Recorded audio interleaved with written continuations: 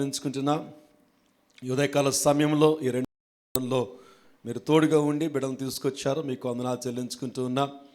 ప్రభా, నీ యొక్క వాక్యంలోనికి వెళుతూ ఉంటుండగా నీ వాక్యపు యొక్క జ్ఞానమును అందుకునే శక్తి మాకు లేదు, మేము బలహీనులము. నువ్వు బలవంతుడవు తండ్రి. బలవంతుడు అయినా నీవు రాసినటువంటి మాటలు, నీ వాక్యమును మేము ధ్యానం చేసుకునేంత శక్తి మాకు లేదు. కాబట్టి ప్రభువా, నీ ఆత్మతో మమ్మల్ని నింపండి, నీ ఆత్మతో మమ్మల్ని బలపరచండి. మీరు సూటిగా మాకు అర్థమయ్యే రీతిలో మాట్లాడి మమ్మల్ని బలపరచమని మా ప్రభువును యేసుక్రీస్తు వారు పెట్టి వేడుకుంటున్నాం తండ్రి. Amen. Praise the lord. Hallelujah. గట్టిగా చెప్తాం ఒకసారి.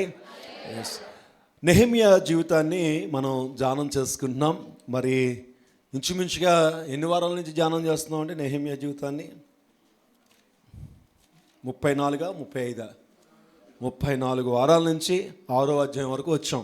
అంటే చాలా విషయాల్ని మనం నేర్చుకుంటున్నాం. చాలా విషయాల్ని మనం నేర్చుకోవడానికి ప్రభువు మనకి కృప చూపిస్తున్నాడు. జాగ్రత్తగా మనం గమనించుకున్నట్లయితే ఈ లోకంలో నువ్వు అనుకున్నటువంటి జీవితాన్ని నువ్వు చూడాలి అనుకుంటే ప్రతి ఒక్కరికి కూడా ఒక ఆలోచన దేవుడు ఇస్తాడు. ఇదిగో నువ్వు ఇలాగ ఉంటే బాగుంటుంది అని దేవుడు అనేకమైనటువంటి ఆలోచనలు మనకి ఇస్తూ ఉంటాడు, అనేకమైన దర్శనాలు మనకి ఇస్తూ ఉంటాడు. నీకు కూడా కొన్ని ఆలోచనలు ఉంటాయి. నా కుటుంబం ఎలాగ ఉండాలి, నా బ్రతుకు ఎలాగ ఉండాలి, నా జీవితం ఎలాగ ఉండాలి, నా యొక్క లైఫ్ సెటిల్మెంట్, నా యొక్క లైఫ్ లీడింగ్ ఇలాగ ఉంటే బాగుంటుంది అనేటువంటి ఆలోచనలు నీకు చాలాసార్లు నీకు ఉంటూ ఉంటాయి.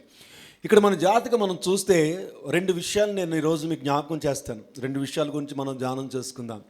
నెంబర్ 1, మొట్టమొదటిది ఏంటంటే దేవుని యొక్క నడిపింపు, దేవుని యొక్క సహాయము. నీవు దేవుని మీద ఆధారపడడం నీకు చేత కాకపోతే, దేవుని యొక్క సహాయాన్ని పొందుకోవడం ఎలాగో నీకు తెలియకపోతే, నీ జీవితంలో నీవు అనుకున్నటువంటి నెరవేర్చబడడం అన్నది జరగదు. అది గుర్తుపెట్టుకోవాలి ఎప్పుడు కూడా. ఎందుకంటే మనము ఇలాంటి సబ్జెక్ట్స్ ఎప్పుడైనా మాట్లాడుకున్నప్పుడు ఫస్ట్ మనం చెప్పుకునేది ఎక్కడికి వెళ్తామంటే 127 కీర్తన ధ్యానం చేసుకుంటాం. ఏంటి 127 కీర్తన అంటే, యెహోవా ఇల్లు కట్టించని ఎడల దాని కట్టువారి ప్రయాసం వ్యర్థమే అన్నటువంటి మాట మనం చాలాసార్లు మనం చెప్పుకుంటున్నాం. అంటే మనం చెప్పుకుంటున్నాం కానీ దాంట్లో ఉన్నటువంటి లోతైనటువంటి విషయాన్ని మనం అర్థం చేసుకోలేకపోతున్నాం. దేవుడు చేయకపోతే నువ్వెంత ప్రయత్నం చేసినా చివరికి ది ఎండ్ అదేమవుతుందంటే యూజ్లెస్ అన్నాడు. చివరికి అది నీకు ఉపయోగం లేకుండా ఉంటుంది. నువ్వు ఎన్ని ప్రయత్నాలు చేసి నువ్వెంత సక్సెస్ఫుల్గా నీ జీవితాన్ని కట్టుకోవాలనుకున్నా, నీ బ్రతుకుని కట్టుకోవాలనుకున్నా, నీ పిల్లల జీవితాన్ని కట్టేస్తున్నప్పటికీ కూడా ఒక టైం వచ్చిన తర్వాత ఒక ఫ్రూట్ని కోసే టైంకి అది నీకు ఫ్రూట్ ఇవ్వదు. అది ఎటువంటి ఫలం కూడా నువ్వు పొందుకోవడానికి అవకాశం లేదు. బైబిల్ ఏముంటుందంటే అది వ్యర్థమైపోతుంది అని బైబిల్ చెప్తుంది. కాబట్టి నువ్వు చేసే ప్రతి ప్రయత్నము కూడా దేవుడు ఫలింపచేయాలి అన్నటువంటి ఆలోచన నీకు ఉండాలి. నెహెమ్యా గ్రంథం మనకు అదే బోధిస్తుంది. నెహెమ్యా గ్రంథంలో మనం గడిచిన వారాల్లో చెప్పుకున్నాం. అసలు వాళ్ళకి సమస్య రావడం గల కారణం ఏంటంటే అదే. ఎక్కువ శాతము మన సమస్యలోకి వెళ్ళిపోవడం గల కారణం కూడా అదే. ఒక సమస్యలోంచి బయటికి రావడం తర్వాత సంగతి, ఒక సమస్య ఇంకా అనేకమైన సమస్యలకి దారితీయడం కూడా కారణం అదే. ఎందుకంటే ఇశ్రాయేలు ప్రజలుకి దేవుడు ఎంతోమంది మంచి ప్రవక్తలను, ఏలియా, ఎలీషా, యెషయా లాంటి ప్రవక్తలను దేవుడు ఇచ్చి అనేక సార్లు మీరు దేవునితో ఉండంటారా నాయనా, మీరు దేవుని సహాయంతో ఉండండి, దేవుడు ఈ విధంగా చెప్తున్నాడు, మీరు ఈ విధంగా ఉండాలి, ఈ విధంగా ఉండాలంటే వాళ్ళు అస్సలు వినకుండా వాళ్ళు వ్యతిరేకించారు. ఒక విధంగా చెప్పాలంటే ఒక అడుగు ముందుకు వేసి దేవుని ప్రవక్తలను కూడా చంపేశారు. దేవుని యొక్క మాటలు చెప్తున్నటువంటి వారిని హింసించారు. దేవుని మాటలు ఎవరైనా చెబితే వారి మీద కోపడ్డారు, వాళ్ళని వ్యతిరేకించారు, వాళ్ళని చెరసాల్లో వేయించారు, వాళ్ళని చీకటి కొట్టులో పెట్టించారు, వారికి భోజనం లేకుండా చేశారు, వాళ్ళని తరిమి నరికి చంపేశారు. అంత భయంకరమైనటువంటి పరిస్థితిని బట్టి దేవుడు ఏం చేశాడంటే వారికి స్వాస్యంగా ఇచ్చినటువంటి ఆ పట్టణం కానీ, వారు దేవుణ్ణి ఆరాధించడానికి ఇచ్చినటువంటి మందిరం కానీ దాస్యత్వానికి అప్పగించేశాడు. చాలా కఠినమైన మాట అండి అది, దాస్యత్వం అన్నది. జీవితము జీవించడం అన్నది ఒక ఎత్తు అయితే, దాస్యత్వంతో జీవించడం అన్నది చాలా భయంకరమైనటువంటి పరిస్థితి. ఈ రోజున మానవుడు ఎదుర్కొంటున్నది అదే, బానిస లాంటి బ్రతుకుతున్నటువంటి పరిస్థితి. ఒక ఒక ఒక ఒక ఒక ఫ్రీడమ్ లేనటువంటి లైఫ్ని ఈరోజు మానవుడు జీవిస్తున్నాడు. ఏదో ఉద్యోగంలోనే బందీ అయిపోతున్నాడు, కుటుంబంలో బందీ అయిపోతున్నాడు, ఎవరో ఒక దాస్యత్వంలోనికి, ఎవరో ఒక నాయకత్వంలోనికి ఈ రోజున మనిషి వెళ్ళిపోతున్నాడు. బట్ బైబిల్ ఏం చెప్తుందంటే సత్యమట మనల్ని స్వతంత్రం చేస్తుందట. మీన్ సత్యం అంటే ఏంటంటే ట్రూత్. దేవుడు ఏం చెప్పాడో అదే సత్యం. సత్యం అంటే ఏంటి అంటే దేవుడు ఏం చెప్పాడో అదే సత్యం. దేవుని వాక్యం ఏమైతే చెప్తుందో అదే సత్యం. నీవు దేవుని వాక్యం మీద, దేవుని మీద ఆధారపడడానికి నీ మనసు అంగీకరింప చేస్తే ఈ సత్యం నిన్ను ఏం చేస్తుందంటే నిన్ను స్వతంత్రులుగా చేస్తుంది. ఇక్కడ వీళ్ళు దేనికి ఒప్పుకోలేదంటే సత్యానికి ఒప్పుకోలేదు. దేవుని యొక్క వాక్యాన్ని అక్కడ దాసులు వచ్చి చెప్తున్నప్పుడు, ప్రవక్తలు వచ్చి చెప్తున్నప్పుడు, దేవుడు వారిని హెచ్చరిస్తున్నప్పుడు వారు సత్యానికి లోబడలేదు. వారు అసత్యాన్ని ప్రేమించారు, వారి స్వబుద్ధిని ప్రేమించారు, వారి మనసుకి ఏదనిపిస్తే అది చేయడానికి ఇష్టపడ్డారు. కాబట్టి సత్యము చెప్పే దేవుని యొక్క ప్రవక్తల్ని వారు హింసించినందువల్ల ఏమైపోయిందంటే వారు దాస్యత్వానికి అప్పగించేశారు. దాస్యత్వం అన్నది చాలా భయంకరమైనటువంటి స్థితి అండి. నీకు ఫ్రీడమ్ ఉండదు, స్వతంత్రత ఉండదు, ఏం చేయడానికి నీకు అవకాశం ఉండదు. ఎవరో ఒకళ్ళు నిన్ను అధికారంతో చలాయిస్తూ ఉంటారు. నువ్వు ఏం చేయాలన్నా సరే వారు అడ్డుగా ఉంటారు. నీ స్వతంత్రతకి చివరికి పడుకోవడానికి కూడా నీకు అవకాశం ఉండదు. నువ్వు నిద్రపోవడానికి అవకాశం ఉండదు, తినడానికి అవకాశం ఉండదు, బయటికి వెళ్ళడానికి అవకాశం ఉండదు. ఒక స్ట్రెస్ అన్నది, ఒక వ్యతిరేకమైనటువంటి ఒక స్థాయి నేను కంట్రోల్ చేసేస్తూ ఉంటుంది. చివరికి ఎలాగనిపిస్తుంది అంటే, ఏంటి నా బ్రతుకులో నాకంటూ ఒక ఆనందం లేదా, నాకంటూ ఒక సంతోషం లేదా, నేను ఎప్పుడూ కూడా ఇంతేనా అన్నటువంటి ఒక నిరాశ జీవితంలోకి వెళ్ళిపోతుంది. నువ్వు దేవుని మీద ఆధారపడడం నీకు చేత కాకపోతే. నా ప్రియ దేవుని సంగమా, నెహెమ్యా జీవితంలో మనం నేర్చుకుంటున్నాం అదే. నెహెమ్యా తన జీవితం నష్టపోయినా, తను దాస్యత్వంలోకి తెలియక వెళ్ళిపోయినా, తన పితరులు రాజులు చేసిన అన్యాయాన్ని బట్టి వారు దాస్యత్వంలోకి వెళ్ళిపోయినా తిరిగి మరలా కట్టుకోవడానికి దేవుని మీద ఆధారపడ్డాడు నెహెమ్యా. దేవుని మీద ఆధారపడ్డాడు అని చెప్పడానికి ఒకటే ఆధారం ఏంటంటే ప్రార్థన మీద ఆధారపడ్డాడు. ఈరోజు ఒక విషయం చెప్పడానికి నేను ధైర్యం చేస్తున్నాను. ఏంటో తెలుసా? ఎవరైతే ప్రార్థన మీద ఆసక్తి లేదో వారు దేవుని మీద ఆధారపడి లేరు అని 100% మనం జ్ఞాపకం చేసుకోవాలి. నువ్వు ఎప్పుడైతే నీవు ప్రార్థన చేయడం అన్నది నిర్లక్ష్యం చేస్తున్నావో, దేవునితో గడపడం అన్నది నిర్లక్ష్యం చేస్తున్నావో, దేవుని దృష్టిలో నువ్వు దేవుని మీద ఆధారపడటం లేదు అన్నది 100% రైట్. ఇక్కడ నెహెమ్యా జీవితంలో అదే జరిగింది. ప్రారంభం నుంచి మధ్యలో ఎక్కడ పడితే అక్కడ, ఏ స్థితిలో పడితే ఆ స్థితిలో తను దేనికి విలువ ఇచ్చాడంటే ప్రార్థనకు విలువ ఇచ్చాడు. కాబట్టే దేవుని మీద ఆధారపడ్డాడు అన్న సత్యము మనకు అర్థమవుతుంది. మనకి ఏ చిన్న సమస్య వచ్చినా బైబిల్ ఒక మాట ఉంటుంది కదా, నీ పనుల భారము యెహోవా మీద పెట్టుము, అప్పుడు నీ ఉద్దేశములు సఫలపరచబడతాయి. నీ కోరికలు, నీ ఆలోచనలు, నీ ఉద్దేశములు సఫలపరచబడాలి అంటే నీ పనుల భారము యెహోవా మీద ఎలా పెట్టాలి అంటే త్రూ ప్రేయర్, ప్రార్థన. వేకుజామున లెగిసి ప్రార్థన చేయడానికి నా మనసు సహకరించట్లేదండి, నా శరీరం సహకరించట్లేదండి. పోనీ మధ్యాహ్నం ప్రార్థన చేయమా, మధ్యాహ్నం టైం లేదండి. పోనీ రాత్రి ప్రార్థన చేయమన్నా చేద్దాం అనుకుంటున్నాను, మర్చిపోతున్నానండి. నా ప్రియ దేవుని సంగమా, నువ్వు ప్రార్థనకి కానీ విలువ ఇవ్వకపోతే, ప్రార్థనకి కానీ సమయాన్ని ఇవ్వడం నీవు నిర్లక్ష్యం చేసినట్లయితే ఒకటి మాత్రం నీ జీవితంలో జరుగుతుంది. ఏమిటంటే నువ్వు దేవుని మీద ఆధారపడటం లేదు. దేవుని మీద ఆధారపడ్డం అన్నది నీకు రాకపోతే నీ జీవితంలో నువ్వు ఎంతగా నీ జీవితాన్ని కట్టుకోవాలని ప్రయత్నం చేసినా చివరికి బైబిల్ చెప్తుంది అది యూజ్లెస్గానే ఉంటుంది. నా ప్రియ దేవుని సంగమా, నెహెమ్యా దేవుని సహాయముతో దేవుని మీద ఆధారపడుతూ దేవుని నడిపింపులోనే వెళ్ళడానికి తను ఇష్టపడ్డాడు. కాబట్టి ఏదైతే తనకి దాస్యత్వానికి, బానిసత్వానికి అప్పగించబడినటువంటి పరిస్థితుల్లో ఉన్నటువంటి పట్టణం ఏమైతే ఉందో, ఏదైతే దేవుని మందిరం ఉందో, తిరిగి అది కట్టుకోవడానికి దేవుడు నెహెమ్యాకి సహాయం చేశాడు. నా ప్రియ దేవుని సంగమా, నీ ఆత్మీయ జీవితము రెండు అక్కడ కనబడుతున్నాయి. ఒకటి యెరూషలేము నివాసం చేసే పట్టణము, రెండు దేవుడి నివాసం చేసే మందిరము. Your spiritual life and your secular life. నీ యొక్క సెక్యులర్ లైఫ్లో నువ్వు పడిపోయినప్పుడు నువ్వు మళ్ళీ తిరిగి నిలబడడానికి, నీ స్పిరిచువల్ లైఫ్, నీ ఆత్మీయ జీవితం పడిపోయినప్పుడు తిరిగి నిలబడడానికి ఆధారము దేవుడై ఉన్నాడు. ఈ రెండు కూడా అక్కడ కట్టవలసి వచ్చింది. రెండు ఒకేసారి నశించిపోవడానికి అవకాశం కలిగింది. కారణం ఏంటంటే మందిరంలో జరగవలసిన ఆరాధన రాజులు జరిగించడానికి ఇష్టపడలేదు. కాబట్టి దానికి ఇంపాక్ట్ ఎక్కడి వరకు వెళ్ళిందంటే వారి సెక్యులర్ లైఫ్ అనగా యెరూషలేం పట్టణం కూడా నాశనం అయిపోవడానికి అవకాశం కలిగింది. వారు దేవునికి ఇవ్వాల్సినటువంటి సమయాన్ని, దేవునికి ఇవ్వాల్సిన ఆరాధనకి ఇవ్వకుండా బయలుకి ఇవ్వడం మొదలుపెట్టారు. బయలుని ఆరాధిస్తున్నారు. దేవుని మందిరంలో దేవుణ్ణి ఆరాధించడానికి దేవుడి మందిరాన్ని కడితే ఆ మందిరాన్ని పక్కన పెట్టి, ఆ బలిపీఠాలను పక్కన పెట్టి బయలుకి బయలుపీఠాలు కట్టడం మొదలుపెట్టారు. బయలుని ఆరాధించడం మొదలుపెట్టారు. బయలు మీద ఆధారపడడం మొదలుపెట్టారు. బయలు అనేటువంటి ఒక దేవత మీద వారు జీవితాలను కట్టుకోవడం ప్రారంభించారు. ఇది తప్పు అని ఎంతమంది దేవుడు పంపించినప్పటికీ కూడా వారు నిర్లక్ష్యం చేయడం వల్ల, ఈ దేవుని మందిరాన్ని, దేవుణ్ణి నిర్లక్ష్యం చేయడం వల్ల దానికి ఇంపాక్ట్ ఎంతవరకు వెళ్ళిందంటే యెరూషలేం పట్టణం అంతా కూడా నశించిపోవడానికి, బానిసత్వానికి అప్పగించడానికి అవకాశం కలిగింది. నీ సెక్యులర్ లైఫ్, నీ పర్సనల్ లైఫ్, నీ ఎర్త్లీ లైఫ్ బ్లెస్సింగ్ దేవుని యొక్క మందిరములో, లేదంటే దేవుని యొక్క సన్నిధిలో దేవుని మీద ఆధారపడడం మీద డిపెండ్ అయి ఉందన్నది మర్చిపోవద్దు. వాళ్ళ యొక్క స్పిరిచువల్ లైఫ్ మీద సరైన కాన్సన్ట్రేషన్ వాళ్ళు చేయకపోవడం వల్ల, దేవుని మీద ఆధారపడడానికి వారు ఇష్టపడకపోవడం వల్ల, ద ఎంటైర్ వారి లైఫ్లో వాళ్ళ కుటుంబాలు కూడా బానిసత్వానికి వెళ్ళిపోవడానికి దేవుడు పర్మిషన్ ఇచ్చాడు. చాలాసార్లు నీ సెక్యులర్ లైఫ్లో సెటిల్మెంట్ అవ్వాలి అంటే నువ్వు దేవుని మీద ఆధారపడాలి. ఇప్పుడు మరలా తిరిగి నెహెమ్యా ఏం చేశాడంటే, ఇప్పుడు దేవుని మీద ఆధారపడి పడిపోయినటువంటి విషయాన్ని విన్నాడు, కాలిపోయినటువంటి విషయాన్ని విన్నాడు, పాడైపోయినటువంటి విషయం తనకు అర్థమైంది. తన యొక్క పట్టణం కాలిపోయింది, తన యొక్క మందిరం కాలిపోయిందని తనకు తెలియదు.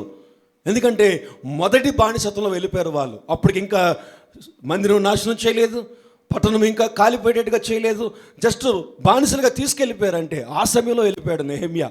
రాజు దగ్గరికి వెళ్ళిపోయాడు, రాజు దగ్గర పెట్టుకున్నారు. సెకండ్ అండ్ థర్డ్, రెండవ యాత్రలో, మూడవ దండయాత్రలో, రెండవ దండయాత్రలో ఏం జరిగిందంటే ఆ యొక్క మందిరాన్ని కూడా కొలగొట్టేశారు, లోపల ఉన్నటువంటి ఖజానాను పట్టుకెళ్ళిపోయారు, పట్టణాన్ని కూడా కాల్చేశారు, గోడలు కాల్చేశారు, ప్రాకారాలు కాల్చేశారు, ఎరగొట్టేశారు, మొత్తం సర్వనాశనం చేసేసారు. ఇప్పుడు చూడండి, గవర్నమెంట్ మారుతున్నప్పుడు ఏమవుతుంది, ముందు గవర్నమెంట్ కట్టినవన్నీ కూడా బుల్డోజర్తో పడగొట్టేసినట్టుగా మనకి చాలా బెస్ట్ ఎగ్జాంపుల్. మళ్ళీ అదే రాజకీయంగా లైవ్ అయినా పెట్టేసా పెడతాను ఆయన, ఫస్ట్ సర్వీస్ లైవ్ వెళ్ళలేదని సెకండ్ సర్వీస్ పెట్టినట్టున్నారు. ఫోన్లే ఎవడు అనుకుంటూ ఉంటే బాగున్నాం. Praise lord, amen, hallelujah. So అక్కడ మందిరము, అక్కడ ఉన్నటువంటి పట్టణం కూడా కూలబెట్టడం గల కారణం ఏంటంటే వారి పర్సనల్ స్పిరిచువల్ లైఫ్స్ సరిగ్గా లేకపోవడం వల్ల. నెహెమ్యా తిరిగి ఇప్పుడు ఏం చేశాడు, ఆ విషయాన్ని విన్నాడు. విన్న తర్వాత ఇప్పుడు మరలా తిరిగి తను ఏం చేశాడంటే దేవుని మీద ఆధారపడడం మొదలుపెట్టాడు. ఆమేన్, హల్లెలూయా.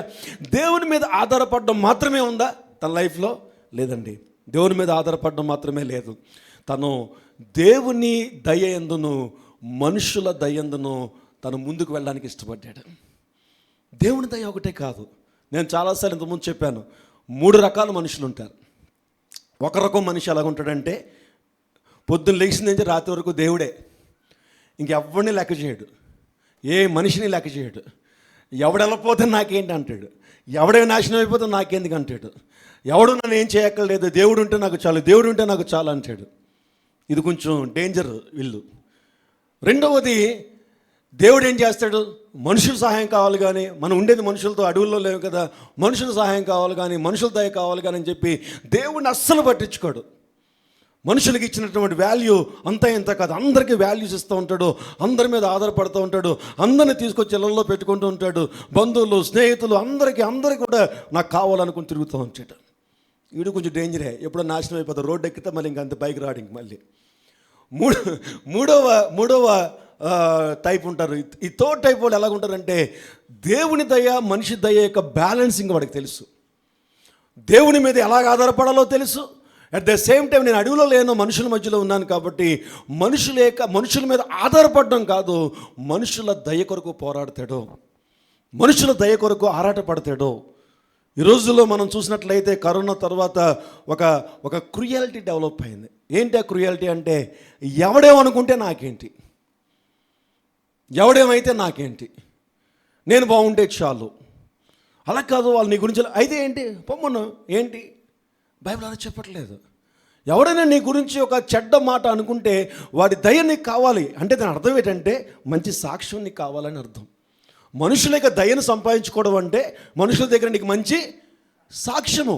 ఈ సాక్ష్యమే దేవుని యొక్క వెలుగును బయటకు తీసుకెళ్తుంది నీ దగ్గర నుంచి. దాని కొరకు నువ్వు పిలువబడ్డావు.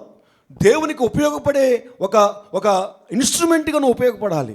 నువ్వు దేవుని మీద ఆధారపడితేనే మాత్రమే సరిపోదు, దేవుని దయ మాత్రమే నీకు సరిపోదు, నువ్వు మనుషుల దయ కూడా కావాలి. ఇది నెహెమ్యా చూపించాడు, ఇది నెహెమ్యా జీవితంలో కనపడింది. తను కేవలం దేవుని మీద ఆధారపడిపోయి దేవుని దయతోనే తను ముందుకు వెళ్ళడానికి ఇష్టపడలేదు. తను మొట్టమొదటి అధ్యాయంలో తన ప్రార్థన జీవితంతో ప్రారంభించి 2వ అధ్యాయంలోకి వచ్చేటప్పటికి రాజు దయ కొరకు తను ముందుకు వెళ్ళాడు. ఒక రాజు దయ అవసరం వచ్చింది తనకి. జాగ్రత్తగా మనం గమనించినట్లయితే ఈ వాక్యాన్ని ముందుకెళ్ళేటప్పటికి చాలా ప్రాముఖ్యమైన విషయాలు మనకు అర్థమవుతాయి. రాజు సహాయం ఎంతవరకు అంటే, రాజు దయ ఎంతవరకు వచ్చింది అంటే అంతవరకు ఉపయోగించుకున్నాడు. తర్వాత మళ్ళీ రాజుని తను టచ్ చేయలేదు. రెండవ టీము ఎవరంటే యూదులు. వచ్చినటువంటి యూదులు, తనకు సహాయం చేసినటువంటి యూదుల్ని యొక్క దయను తను పొందుకున్నాడు. ఆ యూదుల దయతో వాళ్ళు టీం కింద తయారయ్యి రాత్రి పగలు ఆ పట్టణాన్ని కట్టడానికి దేవుని యొక్క సహాయంతో పాటుగా మనుషుల సహాయాన్ని తీసుకున్నాడు. నమ్మలేదు, నమ్మకం వేరు, దయ వేరు. దయతో వాళ్ళు నెహెమ్యాకి సపోర్టింగ్గా నిలబడడానికి నెహెమ్యా యొక్క జీవితం చాలా అవకాశంగా, ఆధారంగా మనకు కనబడుతుంది. నా ప్రియ దేవుని సంగమా, ఎవరిని రిజెక్ట్ చేయలేదు నెహెమ్యా రిజెక్టెడ్గా ఎవరిని చూడలేదు. తను ఏం చేశాడు అంటే తన జనులు ఎవరో తను అర్థం చేసుకున్నాడు, తన ప్రజలు ఎవరో అర్థం చేసుకున్నారు. రిజెక్ట్ చేశాడు. ఎవరిని రిజెక్ట్ చేశాడు అంటే దేవునితో లేనటువంటి వాడిని రిజెక్ట్ చేశాడు. దేవుని సహవాసంతో లేనటువంటి రిజెక్ట్ చేశాడు.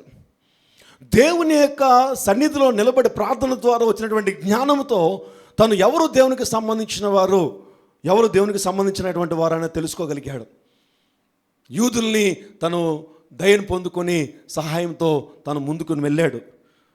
ఎండింగ్ వచ్చేటప్పటికి ఈరోజు 6వ అధ్యాయం 7వ అధ్యాయము మనం క్లోజ్ చేసుకోవడానికి ప్రయత్నం చేద్దాం. 6వ అధ్యాయంలో 7వ అధ్యాయంలో చూసినట్లయితే ముగ్గురు ప్రాముఖ్యమైన వ్యక్తులు మనకు కనిపిస్తారు. 3 persons, ముగ్గురే చాలా ప్రాముఖ్యంగా మనకి కనిపిస్తారు. నా ప్రియ దేవుని సంగమా, అందులో ఒక ఆయన పేరు షమయ, ఒక ఆయన పేరు హనాని, ఇంకొక ఆయన పేరు హనన్య. వీళ్ళు ముగ్గురు తన జీవిత యాత్రలో, అంటే మందిరం కట్టే టైంకి, మందిరం ముగించే టైంకి తనకు వచ్చినటువంటి అనేకమైన పోరాటాల్లో, సమస్యల్లో, వ్యతిరేకతలు ఎక్కువైపోతున్నప్పుడు ముగ్గురు ఫైనల్ అయ్యారు. ఆ ముగ్గురు ఫైనల్ అయినటువంటి వారి యొక్క జీవితాల్లో మన జీవితాల్లో కూడా ఉంటారు. నా ప్రియ దేవుని సంగమా, నువ్వు ప్రయాణంలో వెళ్ళిపోతున్నప్పుడు, నీ పోరాటంలో నువ్వు వెళ్ళిపోతున్నప్పుడు, నువ్వు దేవుని యొక్క దర్శనముతో దేవుని మీద ఆధారపడి నీ జీవితాన్ని కట్టుకుంటూ నువ్వు వెళ్ళిపోతున్నప్పుడు మనుషుల దయ నీకు అవసరము. ఈ మనుషుల దయను పొందుకునేటప్పుడు ఎవరు పడితే వారు, ఎవరు కనబడితే వారి యొక్క దయ నీకు అవసరం లేదు. దేవుని యొక్క వాక్యం చెప్తుందంటే నీ శత్రువును కూడా నువ్వు ప్రేమించు, వారి దయ నీకు అక్కర్లేదు, వారి దయ నీకు అక్కర్లేదు, వారి సహాయం నీకు అక్కర్లేదు, వారి ఇక్కడ సపోర్టింగ్ నీకు అక్కర్లేదు. ఇక్కడ ప్రాబ్లం ఏమవుతుందంటే ప్రేమకి నమ్మకానికి ఉన్న డిఫరెన్స్ నీకు తెలియటం లేదు. చాలాసార్లు ఫెయిత్ అన్నది డిఫరెంట్, ట్రస్ట్ అన్నది వేరు, లవ్ అన్నది వేరు. ప్రేమ అంటే ఏంటంటే సహాయం చేస్తుంది, సపోర్ట్ చేస్తుంది. నువ్వు అందరికీ నువ్వు చేతనైనంత సహాయం చేయి. వాడు శత్రువైనా మిత్రుడైనా ఎవరైనా సరే నువ్వు చేతనైనంత సహాయం చేయి, ప్రేమించు. కానీ నా ప్రియ దేవుని సంగమా, నువ్వు దయను పొందుకోవడానికి, ఒకరు నీకు సపోర్టింగ్గా ఉండడానికి అందరి సపోర్టు నువ్వు అవసరం అనుకోవద్దు. అందరి సపోర్టు నీకు రావడం వల్ల నీ జీవితంలో నాశనం వస్తుంది, నీ బ్రతుకులో వేదన కలుగుతుంది. ప్రతి ఒక్కరి యొక్క దయ నీ జీవితాన్ని ఇంపాక్ట్ చేయవలసిన పని ఏం లేదు. దయను పొందుకుంటే చాలు, నీ పర్సనల్ లైఫ్ వరకు రాక్కర్లేదు వాళ్ళు. అందుకని నెహెమ్యా ఏం చేశాడంటే కాలిక్యులేటెడ్గా రాజు ఎంతవరకు ఉండాలో అంతవరకు సహాయం తీసుకున్నాడు, వచ్చేసాడు. యూదులు ఎంతవరకు ఉండాలో అంతవరకు సహాయం చేసుకున్నాడు, పని అయిపోయే వరకు ఉన్నాడు. ఫైనల్గా వచ్చేటప్పటికి ముగ్గురు విషయాల్లో ఈరోజు మనం ధ్యానం చేసుకుందాం. వీళ్ళు ముగ్గురిని మనం జాగ్రత్తగా కాలిక్యులేషన్ చేసుకుంటూ వెళుతూ దావీదు జీవితాన్ని, యేసుక్రీస్తు యొక్క జీవితాన్ని కూడా జాగ్రత్తగా మనం పరిశీలించడానికి మనం ఇష్టపడదాం. చాలా కాన్సన్ట్రేషన్తో నువ్వు వింటే నీ జీవితంలో కూడా దేవుడు గొప్ప కార్యాలు జరిగిస్తాడు. చూద్దాం నెహెమ్యా గ్రంథం 6వ అధ్యాయం తీద్దాం. నెహెమ్యా 6వ అధ్యాయంలో మనం చూస్తే 10వ వచనంలో ఈ యొక్క షమయ అనేటువంటి తన స్నేహితుడు, ఒక ప్రవక్త మనకు కనిపిస్తాడు. మనం గడిచిన దినాల్లో మనం దాని గురించి ధ్యానం చేసుకున్నాం. చదువుదామా ఒకసారి. అటు తరువాత మెహదేబేలునకు పుట్టిన దెలయ్యా కుమారుడైన షమయ యొక్క ఇంటికి వచ్చాడు. ఎందుకు వచ్చాడు అంటే వ్యతిరేకతలు, తన శత్రువులు తనకి హాని చేయడానికి అనేకమైనటువంటి డిస్టర్బెన్సెస్ చేస్తున్నారు, అనేకమైన ప్లానింగ్ చేస్తున్నారు. కాబట్టి బహుశా నేను అనుకోవడం ఏంటంటే ఈ షమయ ఒక ప్రవక్తగా ఉన్నాడు. బహుశా నెహెమ్యా ప్రవక్త కాదు, నెహెమ్యా యాజకుడు కాదు, నెహెమ్యా ఒక జస్ట్ బిలీవర్, ఒక విశ్వాసి మాత్రమే నెహెమ్యా. తన విశ్వాస జీవితాన్ని కాపాడుకుంటూ తను ఉద్యోగం చేసుకుంటూ దేవుని కార్యాన్ని జరిగించాడు. జాగ్రత్తగా గమనించాలి మనం. తను యాజకుడు కాదు, పాత నిబంధనలో తన ప్రవక్త కూడా కాదు, దేవునికి సంబంధించినటువంటి ఏ నాయకత్వం తనకు లేదు. తనని బిబ్లికల్ డాక్ట్రిన్స్లో మనం చూసినప్పుడు జాగ్రత్తగా చూస్తే, హిస్టరీలో చూస్తే నెహెమ్యా గురించి ఏమంటాడంటే జస్ట్ బిలీవర్ అని అంటాడు. తను ఒక సాధారణమైన విశ్వాసి. దేవుడు అంటే ఇష్టం, దేవుని మీద నమ్మకం ఉంది, దేవుడు అంటే విశ్వాసం ఉంది, మంచి ప్రార్థన పరుడు, దేవుని పని అంటే ఆసక్తి, దేవుని ఉద్దేశాలంటే ఆసక్తి, దేవుని ప్రజలంటే ఇష్టపడతాడు. తను ఒక జస్ట్ బిలీవర్. అతను యాజకుడు కాదు, అతను ప్రవక్త కూడా కాదు. కాబట్టి తను ఏం చేశాడంటే మందిరాన్ని కట్టేసిన తర్వాత 7వ అధ్యాయం తర్వాత చూసుకుందాం, ఎజ్రాని పిలిపిస్తాడు. ఎందుకంటే ఎజ్రా ఎవరు? యాజకుడు. యాజకుడిని పిలిపించి బైబిల్ ధర్మశాస్త్రాన్ని చదివిస్తాడు, తను చదవడు. అలాగే ఇక్కడ నేను అనుకోవడం ఏంటంటే షమయ అనేటువంటి వాడు తనకి బాగా సన్నిహితుడు. ఎవరికి? నెహెమ్యాకి. రెండవదిగా తను ప్రవక్తగా తను ప్రేమిస్తున్నాడు. ఇప్పుడు ఉన్నటువంటి సమస్యలను బట్టి నేను అనుకోవడం, నేను అది ధ్యానం చేస్తున్నప్పుడు నా ఆలోచనలకి తట్టింది ఏంటంటే బహుశా షమయ దగ్గర ఏదైనా ఒక డైరెక్షన్ చూసడానికి తను వెళ్ళుంటాడు. అయ్యో ఏం చేయాలి, ఏంటి, దేవునికి సంబంధించినటువంటి వ్యక్తి కదా అని. షమయ దగ్గరికి వెళ్ళినప్పుడు షమయ తనకి ఏం చేశాడంటే రాంగ్ డైరెక్షన్ చేశాడు. ఏం చేశాడండి? రాంగ్ డైరెక్షన్ చేశాడు. తను షమయ మీద నమ్మకం పెట్టుకున్నాడు, షమయ మీద తన జీవితానిలో రావడానికి అనుమతి ఇచ్చాడు. తన లైఫ్లో కొన్ని డిసిషన్ తీసుకోవడానికి, తన జీవన పోరాటంలో, తన పర్సనల్ లైఫ్లో, తన వ్యక్తిగతమైన జీవితంలో ఒక సమస్య వచ్చింది, శత్రువులు వస్తున్నారు, దాని గురించి ఒక ఆలోచన తీసుకోవడానికి షమయ దగ్గరికి వెళ్ళాడు. వెళితే షమయ ఒక శత్రువులతో మనం చూస్తే అక్కడ 6వ అధ్యాయంలోనే మనం చూసినట్లయితే 12వ వచనం చూస్తే మనకి ఆ క్లారిటీ మనకు తెలుస్తుంది. అప్పుడు దేవుడు అతన్ని పంపలేదనియు టోబియాయును సన్బలుడును అతనికి లంచం ఇచ్చినందున, ఒక రాంగ్ ప్రొఫెసీ, తప్పుడు వాక్యమే కానీ రాంగ్ డైరెక్షన్ని నాకు ఇవ్వడానికి షమయని శత్రువులు వాడుకుంటున్నప్పుడు షమయ శత్రువులతో కలిసిపోయాడు. తనకి నమ్మకస్తులు అనుకున్నాడు, తనకి సహాయం చేస్తాడు అనుకున్నాడు.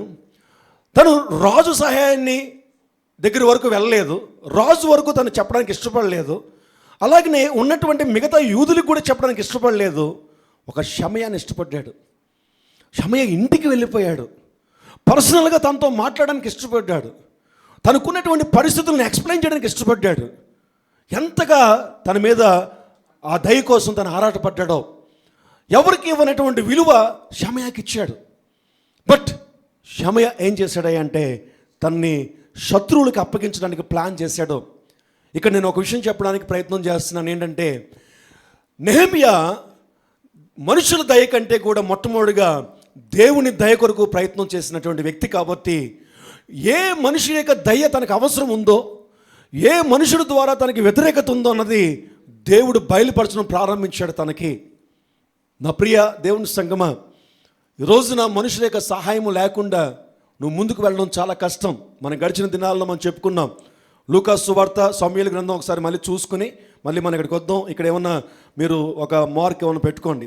లూకా సువార్తలో మనం చూసినట్లయితే గడిచిన దినాల్లో చెప్పుకున్న విషయాలే ఒకసారి నేను మీకు అర్థం అవడానికి కానీ రిపీట్ చేస్తున్నాను. 2:52 లూక్ 2:52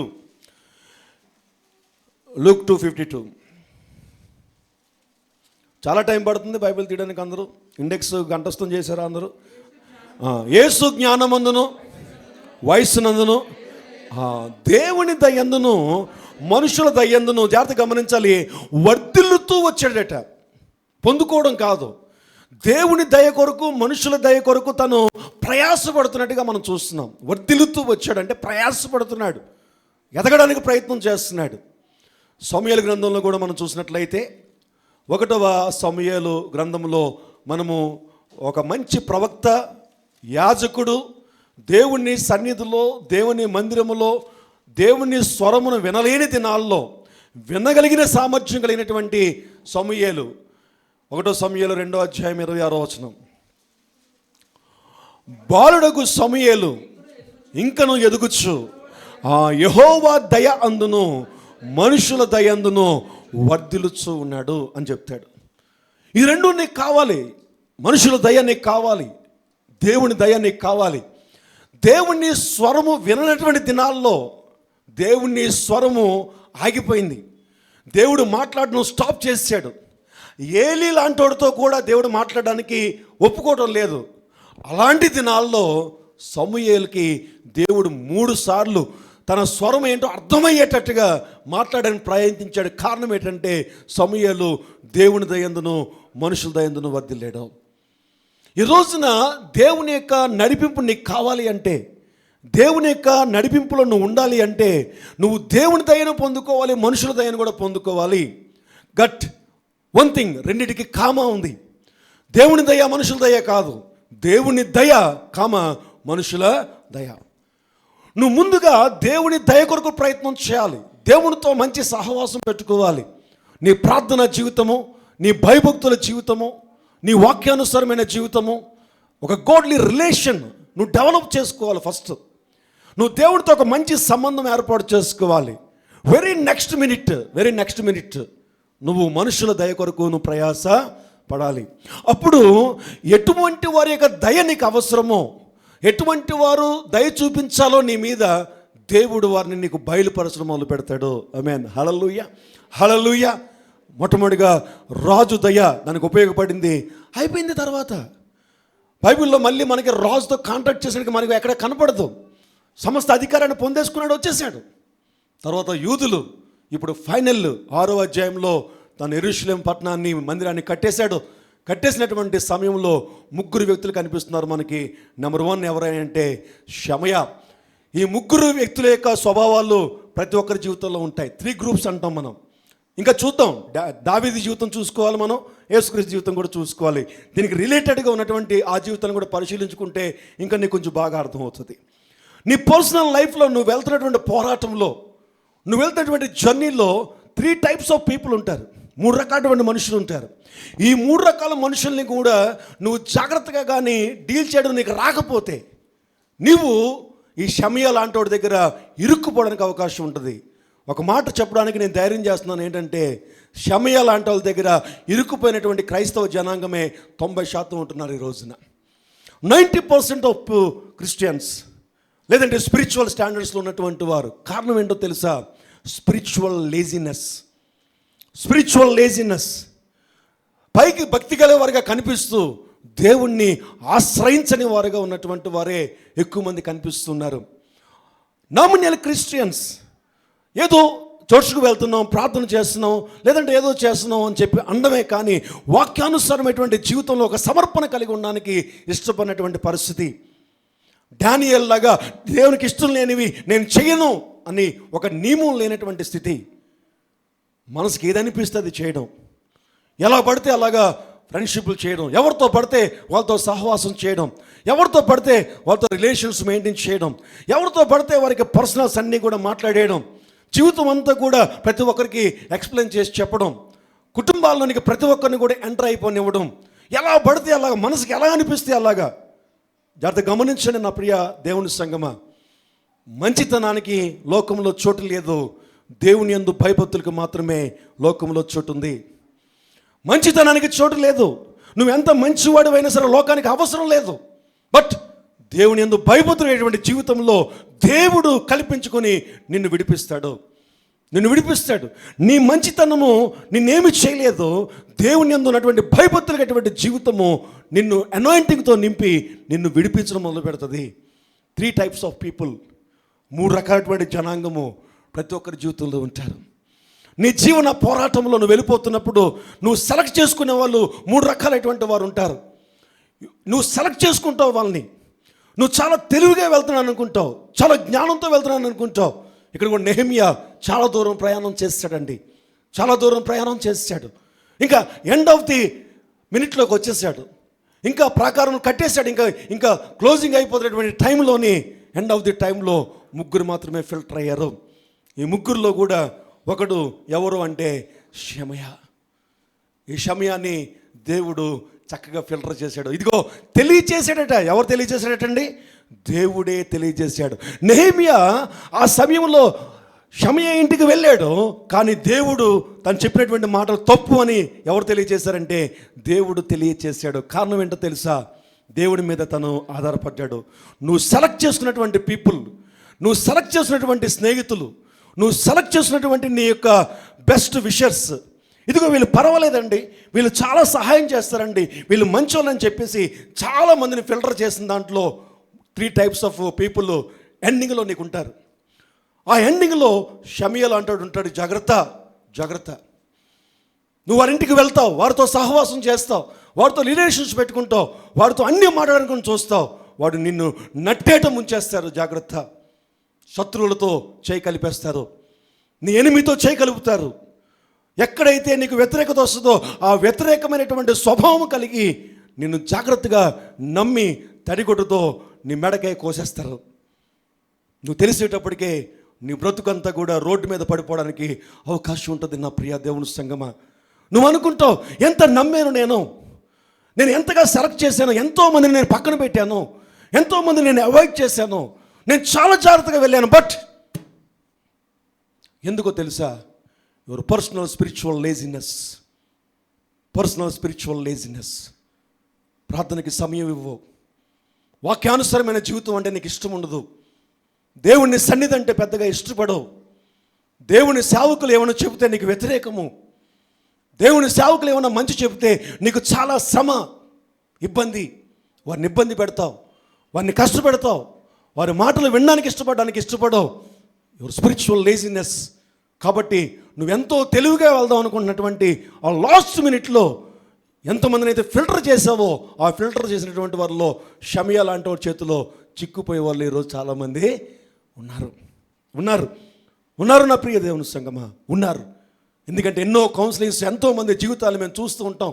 ప్రాక్టికల్గా మేము కూడా బ్రతుకుతున్నాం, మేము కూడా జీవిస్తున్నాం. కాబట్టి అటువంటి వాళ్ళు ఎంతోమంది ఉంటారు.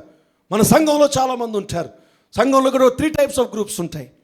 మా ఫ్యామిలీస్లో 3 types ఆఫ్ గ్రూప్స్ ఉంటాయి. ఫిల్టర్ చేయగా ఈ 3 types ఆఫ్ గ్రూప్స్ మనం బయటకు వస్తారు. మనం ఏమనుకుంటామంటే వీళ్ళని నమ్ముతాం మనం చాలాసార్లు, కానీ షమియా లాంటి వాళ్ళని ఎవరు బయలుపరచాలి? దేవుడు బయలుపరచాలి. దేవుడు బయలుపరచాలంటే ఎవరి మీద ఆధారపడాలి? మనం దేవుని మీద ఆధారపడుతున్నామా అంటే లేదు.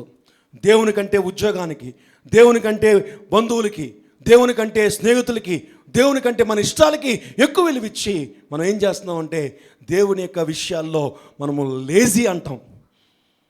లేజినెస్, ఒక విధమైనటువంటి బద్ధకముగా మనం ఉంటున్నాం.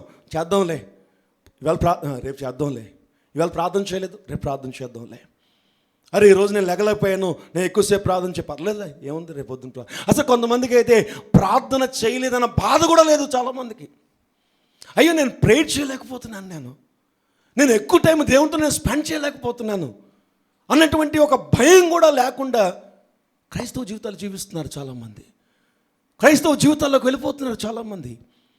మనుషుల మీద ఆధారపడిపోయి, ఉద్యోగాల మీద ఆధారపడిపోయి, సంపద మీద ఆధారపడిపోయి, ఆస్తుల మీద ఆధారపడిపోయి వాళ్ళు వెళ్ళిపోతున్నారు. చర్చ్కి ఒక నామినల్గా వచ్చి కొంతసేపు కూర్చొని ప్రార్థన చేసుకొని ఆ సేవకులతో మాట్లాడేసి వెళ్ళిపోతున్నారు అంతే. వాళ్ళ పర్సనల్ లైఫ్లో ఒక స్పిరిచువల్ లైఫ్ మనకు కనపట్లేదు. బట్ నెహెమ్యా జీవితంలో అలా లేదు. కాబట్టి దేవుడు తనని విడుదల చేశాడు. నెంబర్ టూ నెహెమ్యా 7వ అధ్యాయము 2వ వచనం. నెహెమ్యా 7వ అధ్యాయము 2వ వచనం చదవండి. నా సహోదరుడైన హనానీకిని హనన్యాకును యెరూషలేము పైన అధికారము ఇచ్చితిని. హనన్య నమ్మకమైన మనుషుడు, అందరికంటే ఎక్కువగా దేవుని ఎదుట భయభక్తులు కలిగినాడు. చాలండి. తను ఎంతో ప్రయాసపడి, తను ఎంతో కష్టపడి, తనకున్నటువంటి రాజు దగ్గర ఉన్నటువంటి పరిస్థితుల్ని, తనకున్నటువంటి గవర్నర్ స్థానాన్ని, తనకున్నటువంటి శాలరీస్ని, ఆస్తిని అన్నిటిని విడిచిపెట్టి తను కట్టినటువంటి ఆ పట్టణం మీద, కట్టినటువంటి ఆ మందిరం మీద ఇద్దరికి మాత్రమే అధికారం ఇచ్చాడు. ఒకడు ఎవరంటే హనాని, రెండవడు ఎవరంటే హనన్య. హనాని ఎవరంటే తన సహోదరుడు.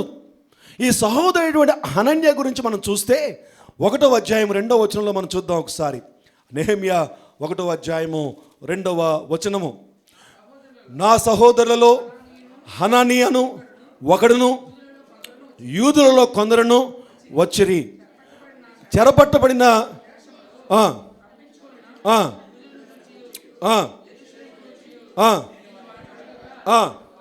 వారు చెరపట్టబడిన వారిలో ఆ దేశంలో చూడండి, యెరూషలేములో ఉన్నటువంటి దుఃఖకరమైనటువంటి పరిస్థితి తను వివరించినటువంటి వారిలో ఉన్నాడు తన సహోదరుడు హనాని. ఈ హనాని తన సహోదరుడు, తన సొంత సోదరుడు, తనకి తెలియదు యెరూషలేం పట్టణం కాలిపోయిందని, గుమ్మాలు కాలిపోయినాయి అని, మందిరంలో సర్వనాశనం అయిపోయిన పరిస్థితులు వచ్చినాయని తనకు తెలియదు.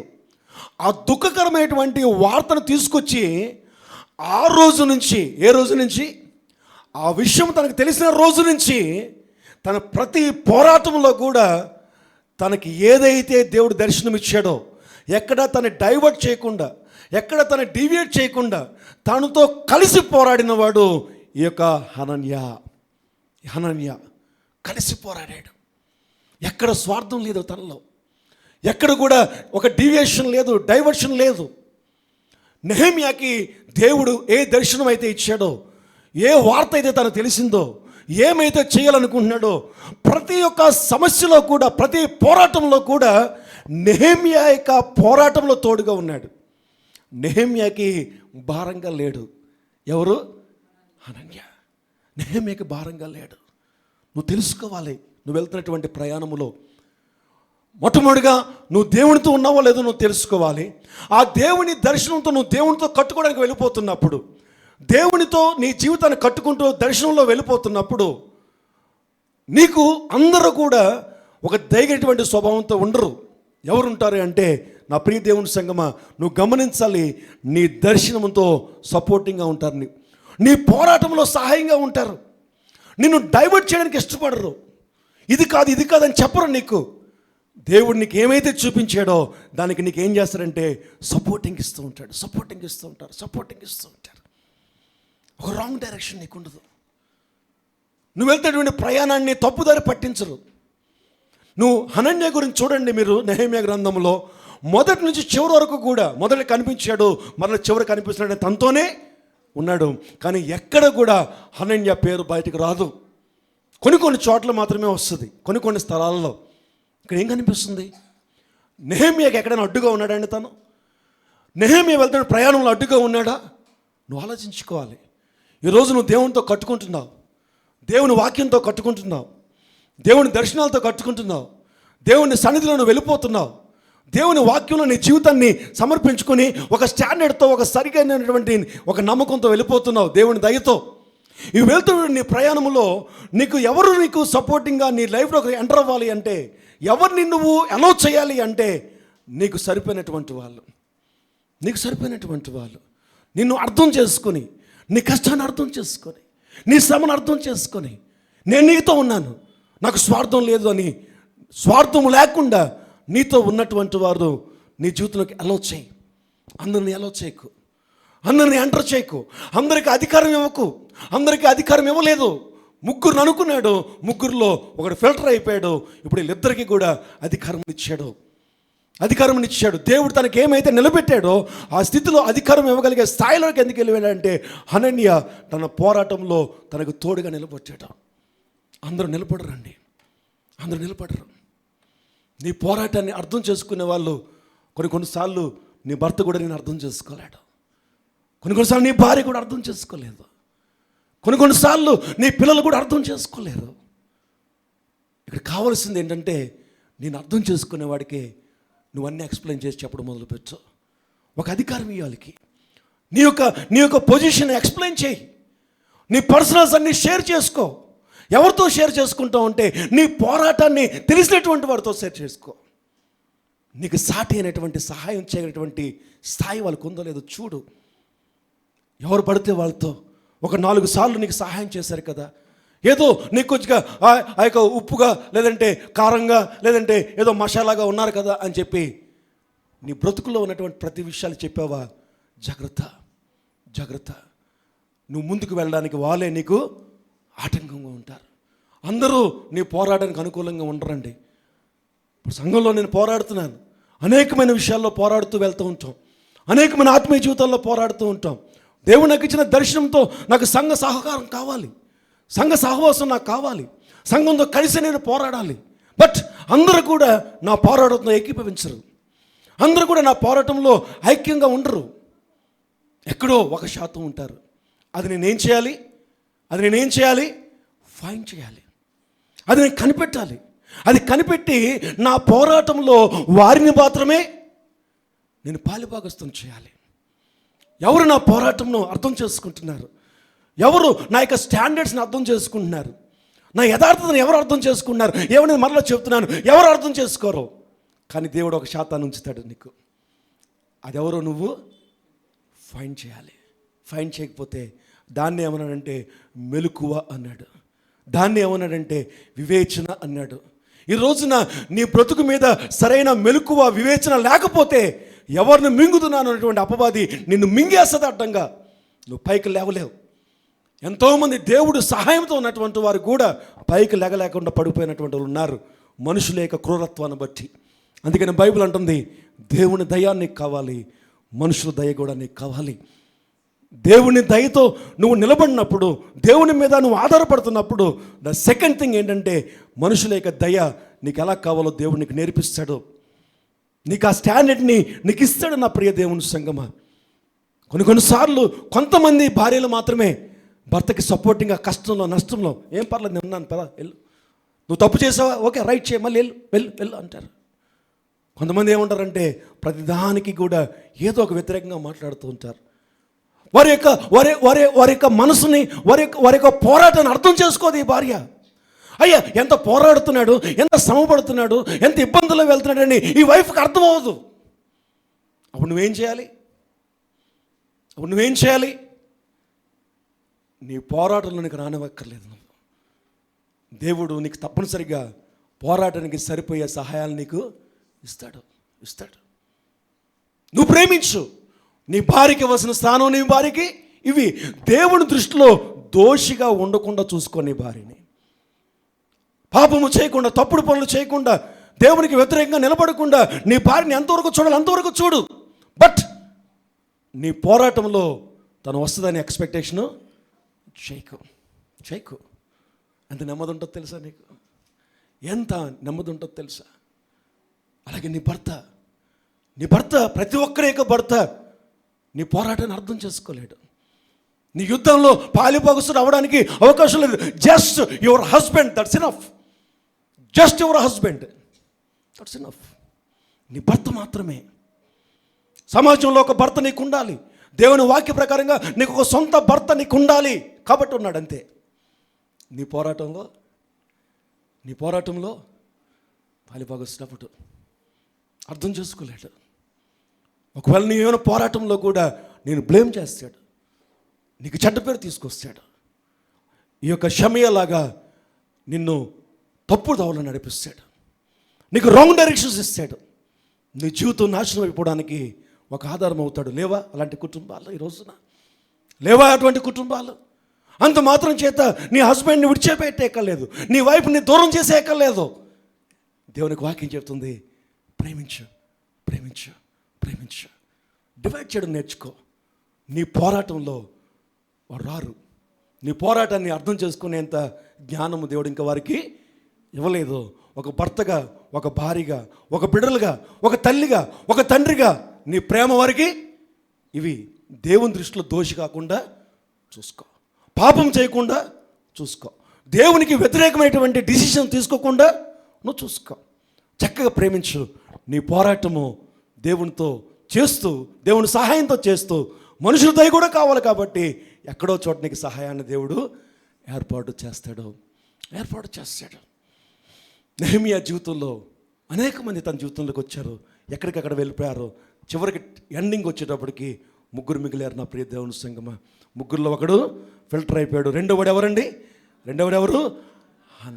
హనాని ఎవరంటే పోరాటంలో నిలబడ్డాడు, పోరాటంలో డైవర్ట్ చేయలేదు. హనాని మధ్యలో వచ్చి అలా కాదు నెహెమ్యా, దేవుడు నాకు ఎలా బయలుపరుస్తున్నాడు, నువ్వు యెరూషలేముకి వెళ్ళకుండా నువ్వు ఇలాగెళ్తే బాగుండేమో, సన్బోల్ట్ని మనం నైట్ వెళ్ళి వేసేద్దాం అనలేదు. నెహెమ్యా ఏం చెప్తే అది సపోర్టింగ్గా ఉన్నాడు.